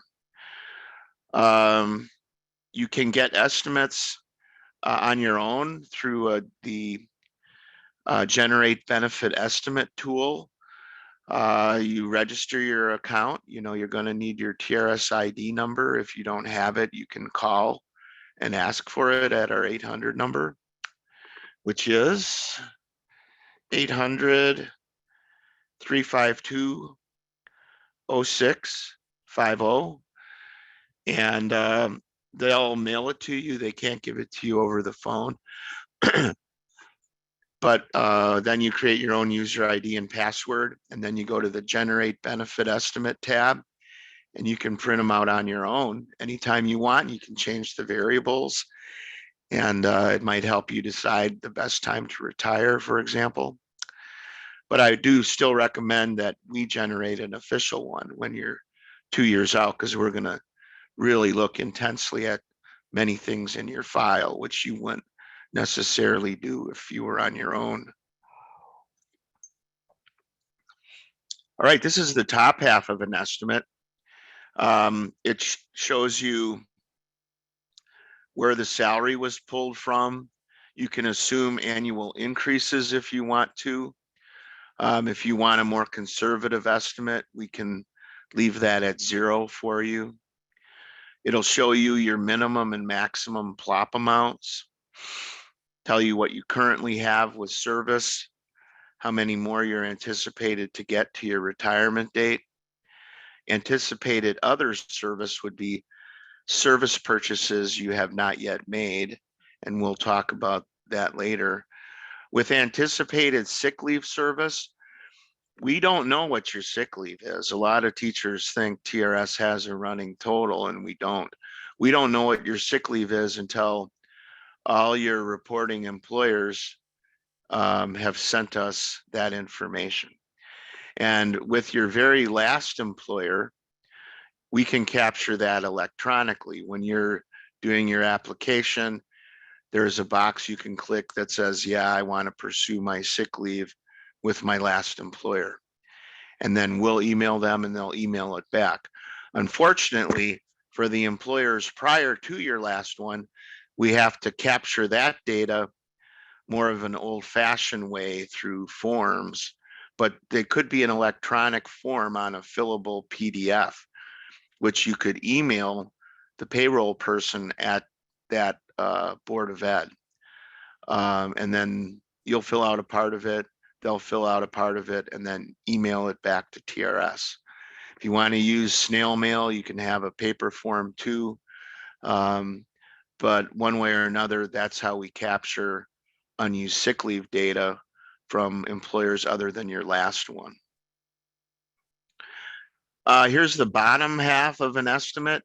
This is the fun part because it shows you how much you're going to get per month, plus how much your beneficiary would get each month. We know from looking at the formula earlier that this member is going to get $3,500 if he took Plan B option 1. You know, that extended the life of your bucket of money. It would reduce it by about $10 a month. In the next row, you can see how much $1,000 of plop would cost. So for example, if this member wanted a $10,000 plop, and he was taking the max plan, that would reduce the $3,500 by $65.70. You'll note too that the primary beneficiary gets nothing per month should the member pass away first. That's why those monies going to the member are higher than what you see in the other options. So with Plan B option 2, you'll note that the reduction is about what, $230 less a month. It's less than 10% of a reduction. It's likely because the primary we used is very close in age to the member. But in this scenario, if the member took Plan B option 2 and then passed first, note that the primary would continue to get that same amount. And then, of course, COLAs during their survivorship. With Plan B option 2 pop-up, you can see there's about a $23 a month reduction to add a pop-up. But in the event the primary dies first, the member's benefit pops up from the $3,250 to the $3,500. So an extra $250. And then in option 3, you'll note that the monthly benefit is what, about $110 more than option 2. But in the event the member passes away first, the primary's only going to get half of the member's amount, or $1,691. And and the pop-up works the same way as option 2. As a courtesy, we typically throw in $500 under option 4. If you do want an option 4 estimate, just let us know ahead of time what percentage or what amount you want, and we'll put that into your estimate. But you can see here, to leave a $500 benefit under option 4, it reduces the benefit by what, $35 a month. So not too much to leave $500 to a survivor. So that is how an estimate will look for you, obviously with different names and numbers and no fancy graphics. Remember, you can get them up to 5 years out, or we recommend, at 2 years out. But you can either do them on your own, or you can set up appointments with us, and we'll meet with you in person, either in Atlanta. We're by the Georgia Tech campus. We also have a physical office in the Macon area, but we also are happy to do these virtually. We have WebEx, or we can just do it the old-fashioned way on the telephone. However you're most comfortable doing it. All right. So start thinking about which option is best for you and your family. You don't actually make the decision until you're within that 6-month period. I think we talked about the other stuff. Okay, let's look at creditable service. It's comprised of your membership, day-to-day service, your unused sick leave credit, and something called service purchases. Your membership service is measured monthly. As long as you work half the month or more, you get credit for that month. It could be paid leave as well, would get counted towards that half. And once you have 9 months in our fiscal year, which starts July 1 and goes through the end of June, you have your 1 year with TRS. You can't actually get more than 1 year, because I know a lot of you work 10, 11, or 12 months. Our 9-month year is based on the old 9-month K through 12 teaching contracts, which has been retained. Although you can't get more than 1 year from us in our fiscal year, if you have a longer term contract, you can get more sick leave accrual. And if you don't use it at the end of your career, you will get more money through TRS, through your unused sick leave credit. So under the law, you can get up to 1.25 days of sick per year contract type. So 10-month contract could get up to 12.5 days, 12-month up to 15 days. So you can see, if you don't use your sick and you're a 12-month or an 11-month person, you can have more total credit from us, which would yield a higher benefit. So don't use your sick leave unless you have to, because it's real money from TRS, once you retire. You don't see credit on your very first check. It usually is your second check. We collect and process your sick leave just after you retire. And then we do make you whole with a separate check for any sick leave that wasn't on your first check or two.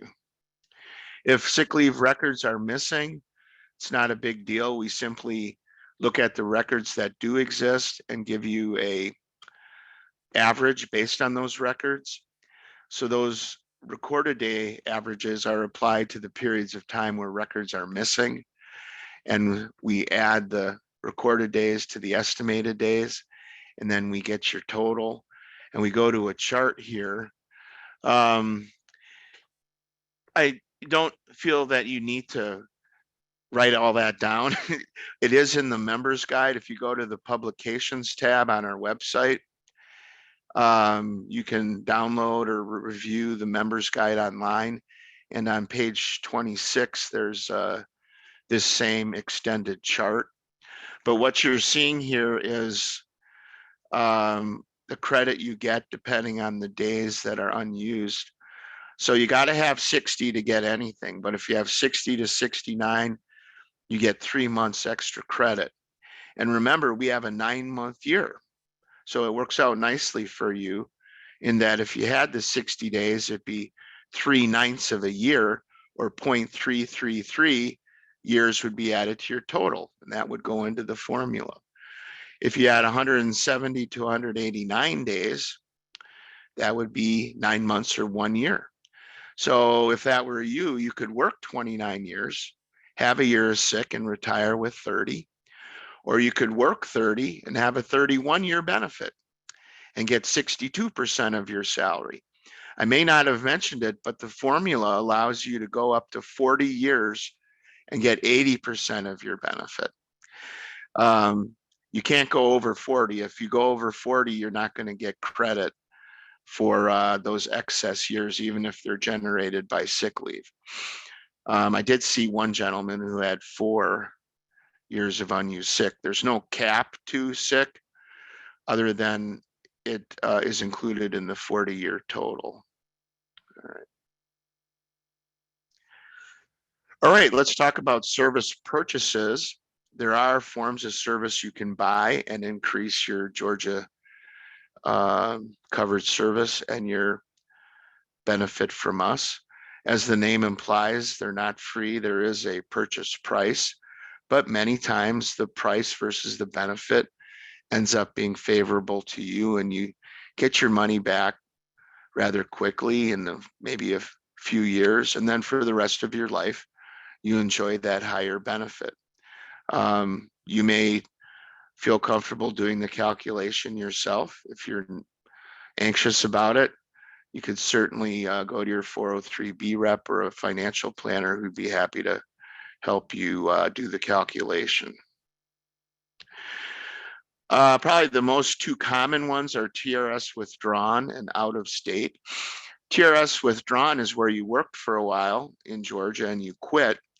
And when you quit, you withdrew the money in your bucket. You spent it or did something with it. And then later you come back to Georgia teaching. Once you're back 3 years, we would allow you to give us back the money we gave you plus interest at 7.5% from the time you took the money out until the time you reestablished the service.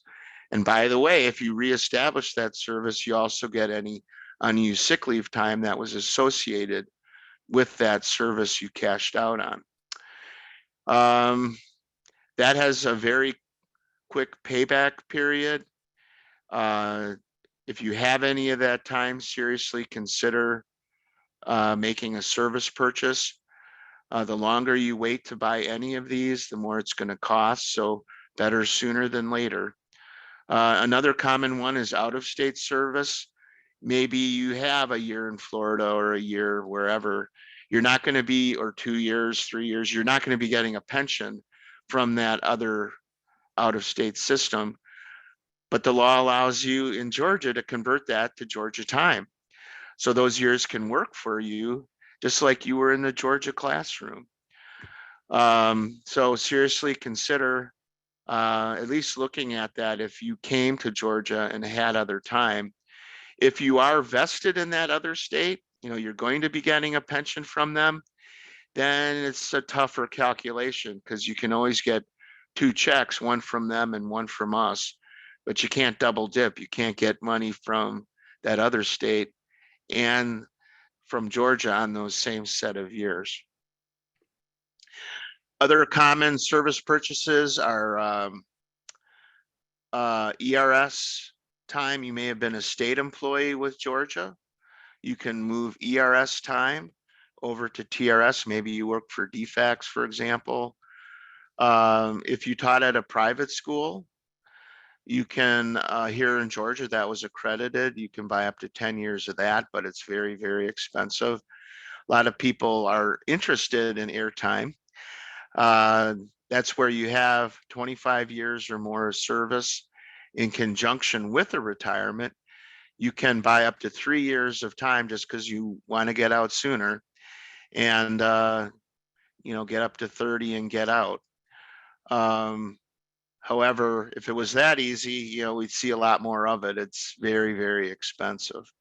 So we don't see many airtime purchases, relatively speaking, but it is out there. We also have military.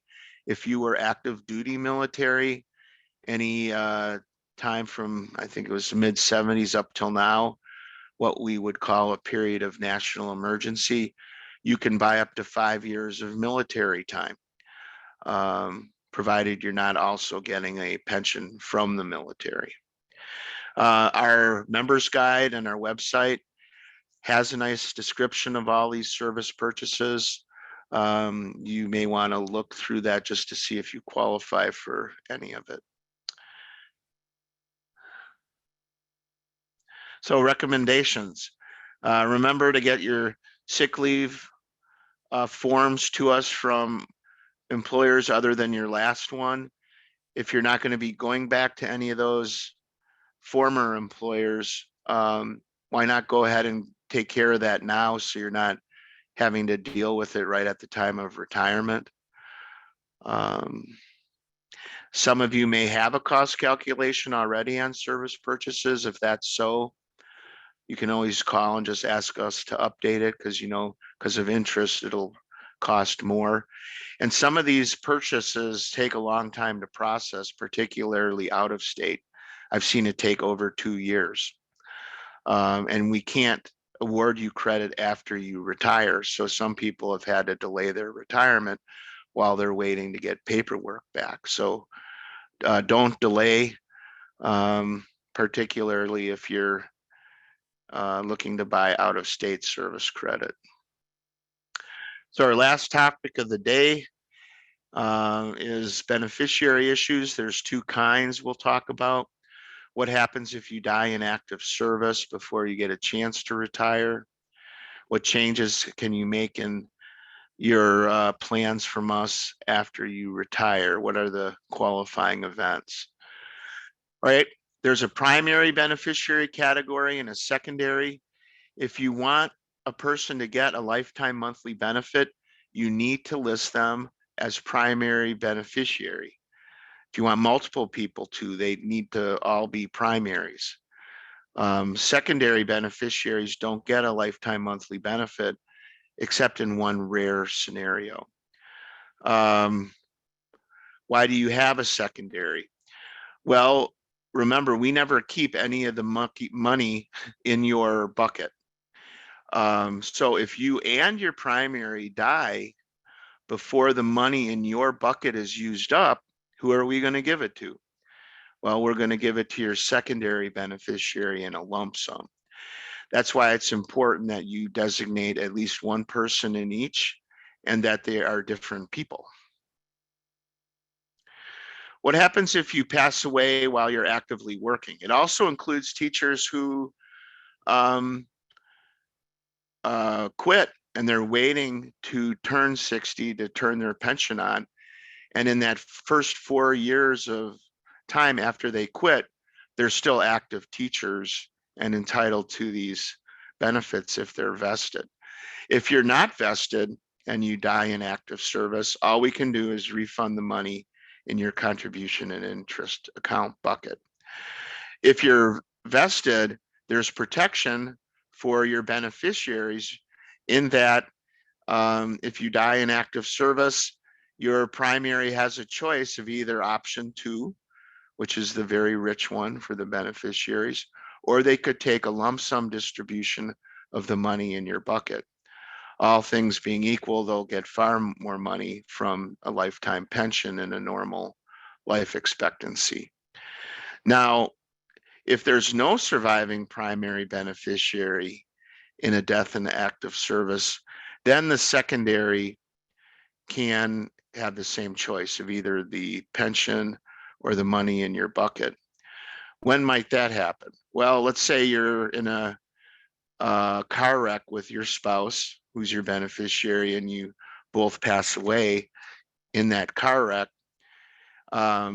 We would then go to your designated secondary beneficiary and give them the choice of option 2 or the money in your account.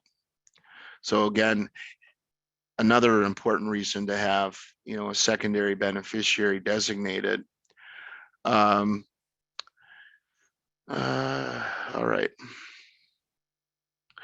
When can you change options or people in your plan after you've retired? Well, it's very rare. For the most part, you are committed to the option or plan that you selected at the time of retirement. It's a binding contract. You can't just change your mind and call us up and ask for it to change.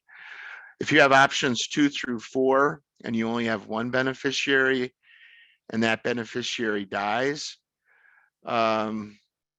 you could change the beneficiary or plan, but not to the maximum plan, unless you had taken a pop-up version at the time of retirement. If your spouse is the beneficiary and you divorce, you can change the beneficiary or the plan. If you do select a new beneficiary or a new option, we recalculate your benefit and the benefit may go down. So you may want to get a benefit estimate from us prior to making the change. Some people go without a beneficiary because they don't want it to go down by, designating someone else. It's even more restrictive if you have multiple beneficiaries. In that scenario, if any beneficiary dies before you, you can't change plans. You can't change the remaining beneficiaries. We don't do any adjustments for the remaining beneficiaries. You may think, let's say you designated 3 kids. One child dies before you. You might think that the amount going to each kid goes from 1/3 to 1/2 because there's now just 2 kids left. No, each remaining child would continue to get that 1/3 of your benefit. If you divorce and have multiple beneficiaries, you can remove that divorced spouse and then reallocate to the remaining beneficiaries.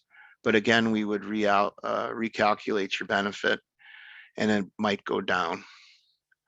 We have to pay the people designated on our paperwork as beneficiaries. Some people have thought, in some cases rather tragically, that when they change their group term life beneficiary, it changes the beneficiaries for all the plans, across everything they have. And that's not the case. You have to independently designate with us. And if you want to make changes, it has to be independently with us as well. Things like divorce decrees, remarriages, wills have no impact on who we pay. It's not a probate benefit. It's a contractual benefit that bypasses the probate process.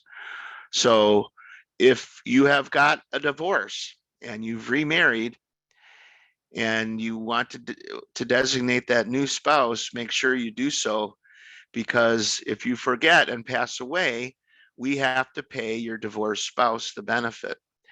And that's not a happy scenario for the current spouse. If you want to designate a minor child, that's okay. We'll look for a court-appointed legal guardian to pay that child through until they become 18 here in Georgia, and we could start paying them directly. If you do retire and die, unfortunately, within 30 days, regardless of what option you chose, we'll award you option 2 benefits. So that's a nice bit of protection from whomever was designated beneficiary. So with distribution percentages for beneficiaries, You can divide it up any way you want to. As long as when it's all added up, it's 100%. We can't pay a monthly benefit to an estate. All we can do is refund the money in your bucket to an estate.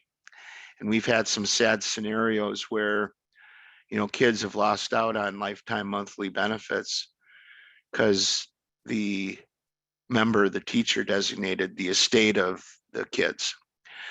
So make sure that you have designated them specifically. If they're currently out there as the estate of so-and-so, you may want to get online and make that update.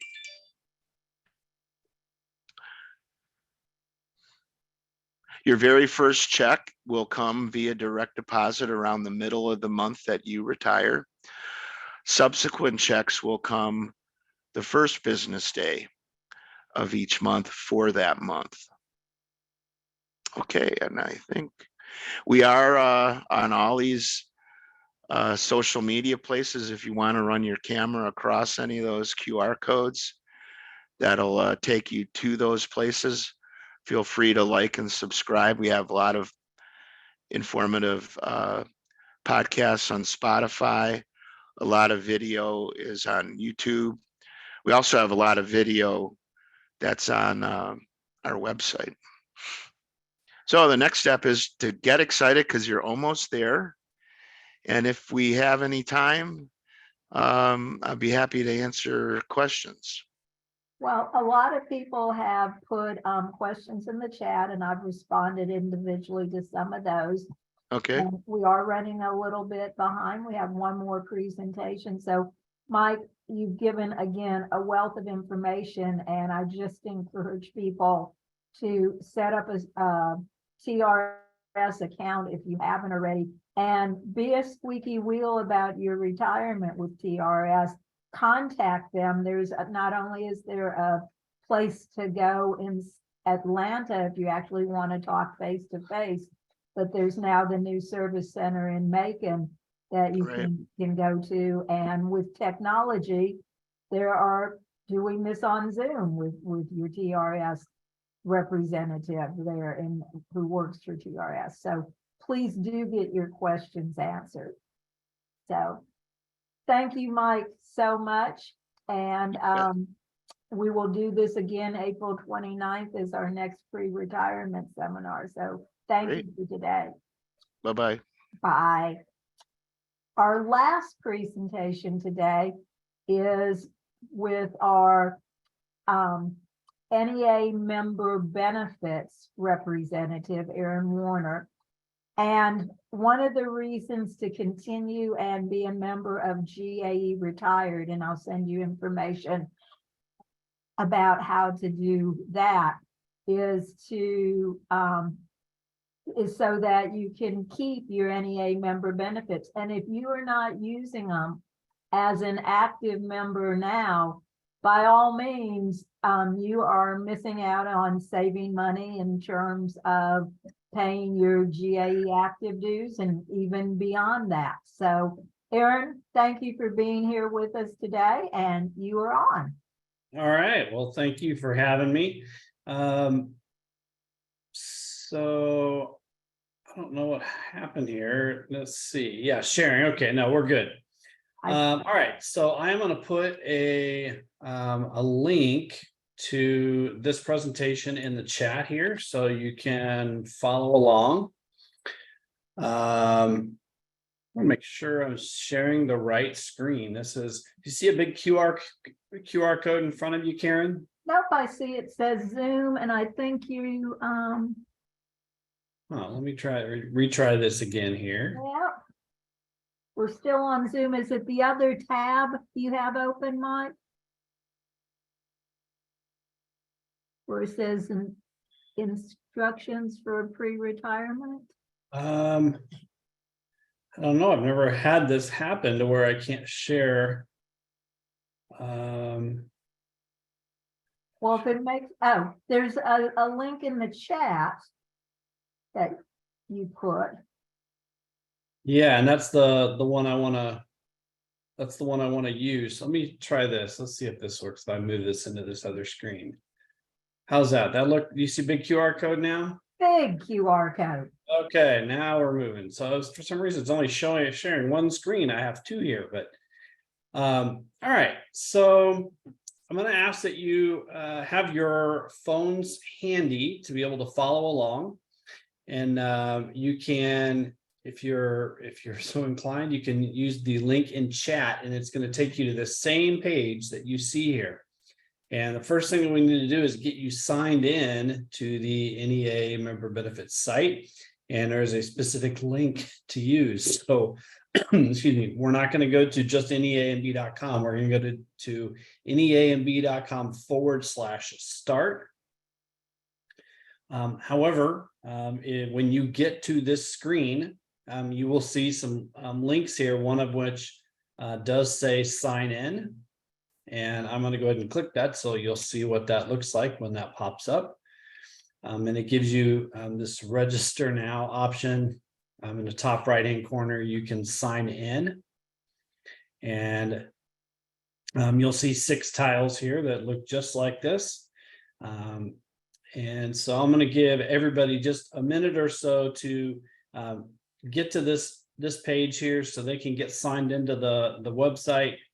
And I'm going to actually just be quiet for a minute so that you have a chance to get signed in here. And I'm going to also put another link in here that you can use directly to sign in. I'll put that in chat.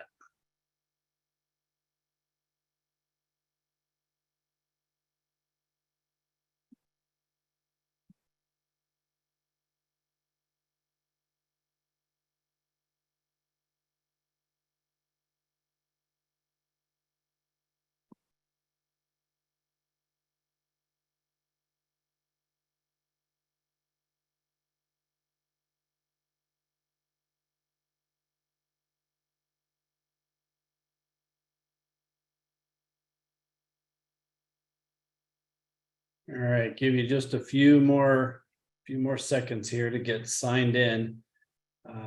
Some folks have not done excuse me, not done this before, and so they may need to actually register versus just sign in. And if you're registering, use the email address that you use for your GAE associated activities.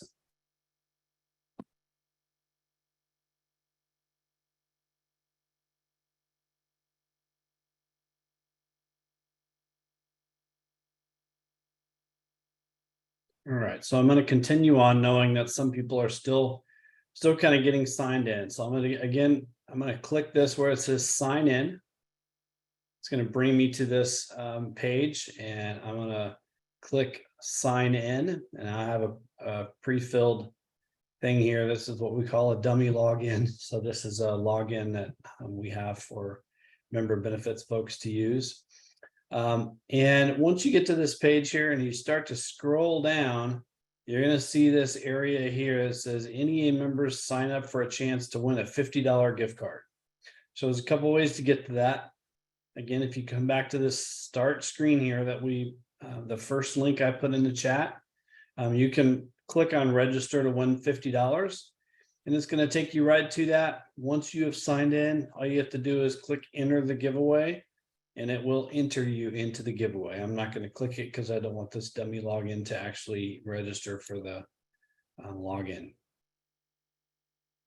And there's nothing else to do to sign up for that. So that's your opportunity to win $50. And then you have your travel dollars, which I'm going to talk a little bit more about travel here in a little bit. But you do get 500 travel dollars to use towards travel. And when you click travel dollars, you go to benefits and discounts, and you can also find NEA travel dollars there at the top. Click enroll now. And this is going to enroll you to get your travel dollars. And then you should see up here at the top, when you click the little guy's face, it says travel dollars 500, and you are now set to start using those travel dollars. towards any travel you want to book through neamb.com. So I'm going to go back to our presentation here. And if you want to use this presentation for yourself or any scenario that you have, like maybe a 10-minute meeting or something, feel free to do that. And so everything I just talked about, you see here as steps. And then we're going to get to some of these different links that I want to point out to you.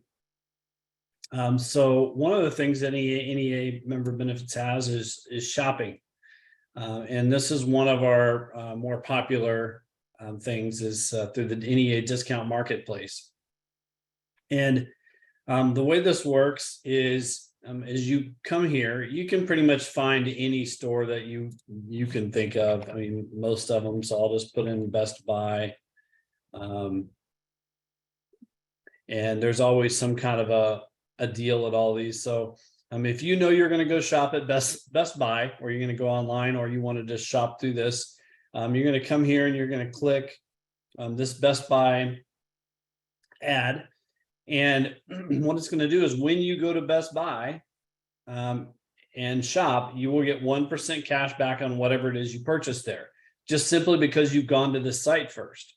So you get the cash back. And then they're going to, at once a quarter, they're going to send you a check in the mail for all of the cash back that you've earned. And they call it a big fat check. And so it's not just Best Buy. Obviously, there's all kinds of retailers that are here, from Apple to, and you see the categories on the left side here. And as long as you just come here first to do your shopping, you're going to get cash back every quarter. And so that is shopping through NEA Discount Marketplace. So again, back to our presentation here. Told you I would talk about some travel. So I'm going to go to cruises. And in this case, it says book a cruise, but you can do any of these. So you have car rental, hotels, airfare, resorts, cruises, and guided tours. So whatever it is you wanted to do travel-wise, it's available for you here. So I'm clicking cruises. And it's a normal cruise like anywhere else that you would want to cruise to. So let's just put the Caribbean in here. Let's assume we want to go on. So this is cruise lines. Let's say Norwegian Cruise Line, NCL. And you want to go in March. That's now. We'll see if they're not all booked up here. But you see here where it says save up to $478 per cabin. Those are travel dollars that work for you. So it's taking off. What it does is it takes it down to the wholesale value of whatever the cost of that, in this case, cruise is. And I think you're getting so close in the season here because I chose to go March. That there's not a lot of discounts left, but there's many times where I'll log in and I'll see it use the entire 500 travel dollars towards the cruise. But a lot of these they're starting to get to the point where they're giving them away because they need to fill up their ships. But this is where your travel dollars comes in. You buy it down to towards the wholesale value of the whatever it is you're trying to book, and that's how you use travel dollars. I am gonna just quickly show you again. You can go to hotels. When you book airfare through the site, you actually get travel dollars for that. So you get $100 in travel dollars when you book airfare.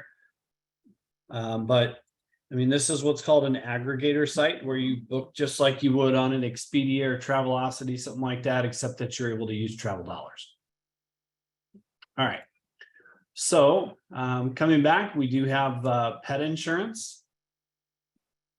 So the way this works is you can get reimbursed up to 90% on veterinary bills. And so if you have a younger dog, We actually have pet insurance on our dog through this program, and we get reimbursed for whatever the bills are, get a percentage reimbursed, and you get to pick and choose what you want to get reimbursed for. So when you pick your plan, you can decide, is it 80%, 70%, 90%? And the higher percentage that you get reimbursed for is the more expensive plan. And some of these you can also get reimbursed for just routine exams. Others you can set up where it's just extreme emergency types of scenarios with high deductibles. So you get to pick and choose how you want that plan to be set up. Newer program we have, discount tickets. So you have the NEA discount tickets program. You typically are going to think of like a Disney for something like this. And while Disney is one of the options here, there are so many others. So I mean, there's skiing, all kinds of theme parks. You see Legoland that's here, movie tickets. So if you go to movies, shows, there's Broadway shows that are here. All of these things you can get discounts for being a member through the NEA discount tickets program. There's Las Vegas shows that are on here, sporting events, all kinds of things and ways to save money on things that you might be purchasing every day in terms of tickets. So think of NEA when you go to purchase your tickets. So again, back to our presentation, auto buying. And you do have the NEA auto buying program that allows you to buy new and pre-owned cars. So let's just go search for a Ford, and I'll put in a zip code here. And it has all kinds of Fords that are available. I'm in Fort Lauderdale, so this is where it's searching. And let's say I want to search within 100 miles. I get to search whatever model I want to search for. So let's just put in Explorer. It's going to show all the different Explorers that are around. So I'm just going to pick one here. So this 2019 Explorer.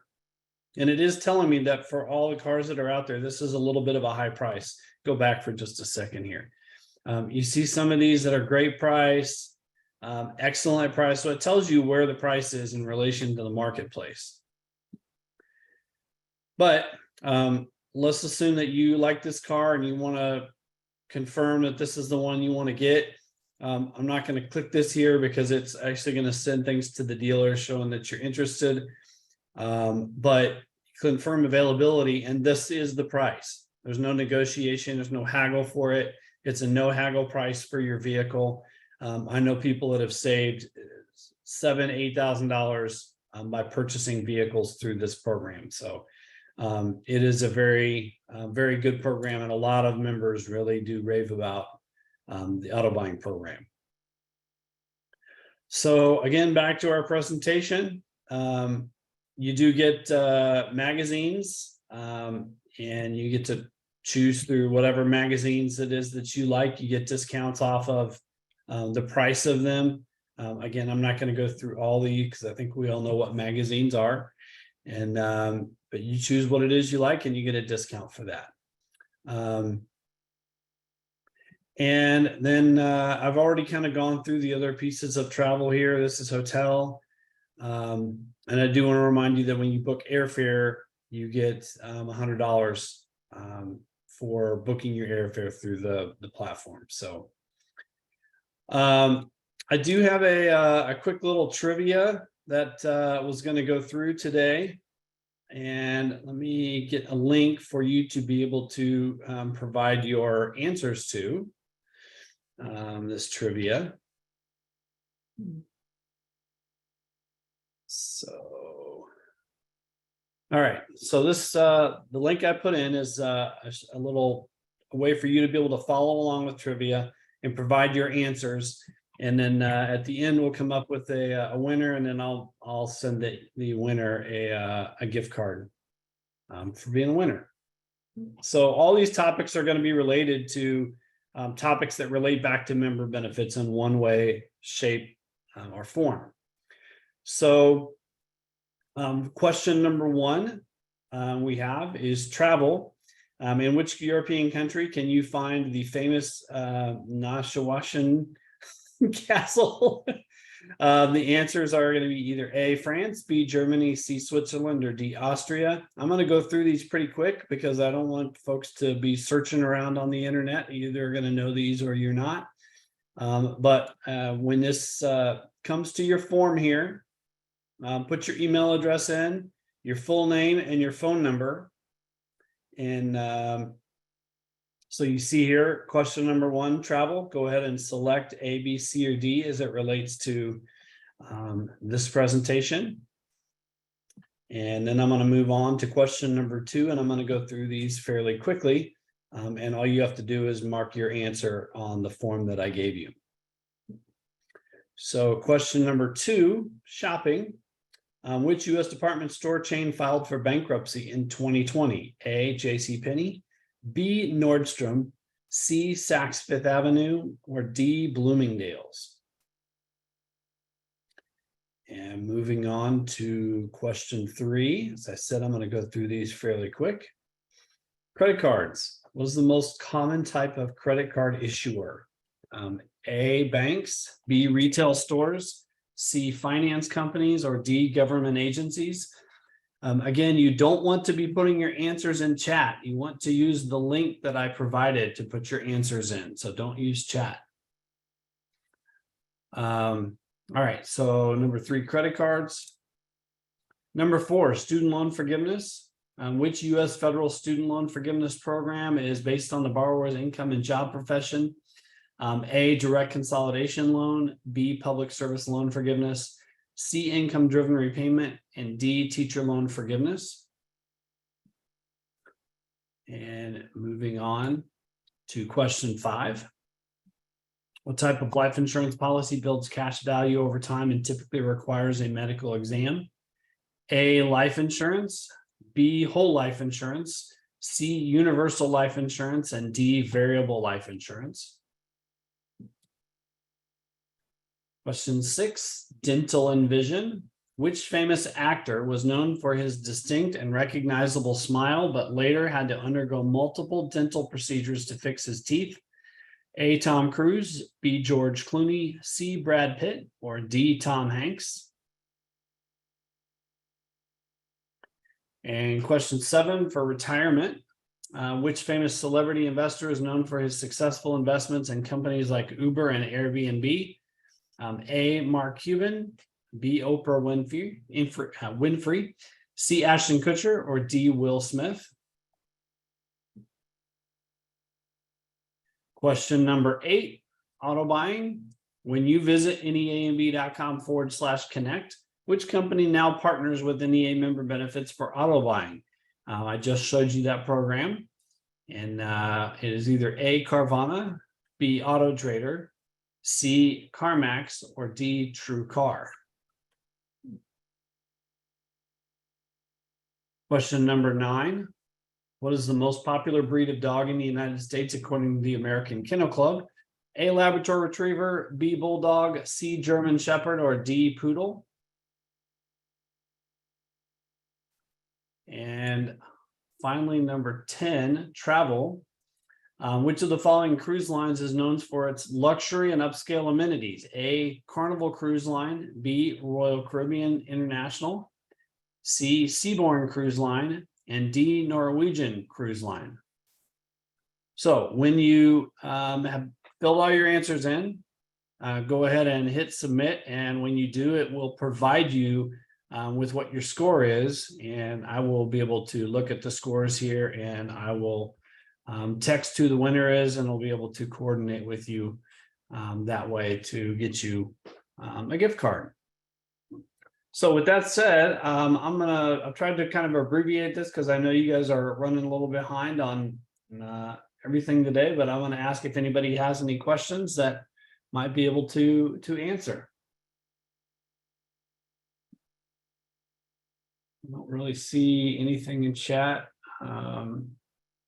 My comment is usually if you need a discount on anything, look at NEA member benefits first. And yeah, that's a great screen there. I mean, if you have not taken advantage of NEA member benefits, you're missing out on a vital part of being a GAE/NEA member. Yes, definitely.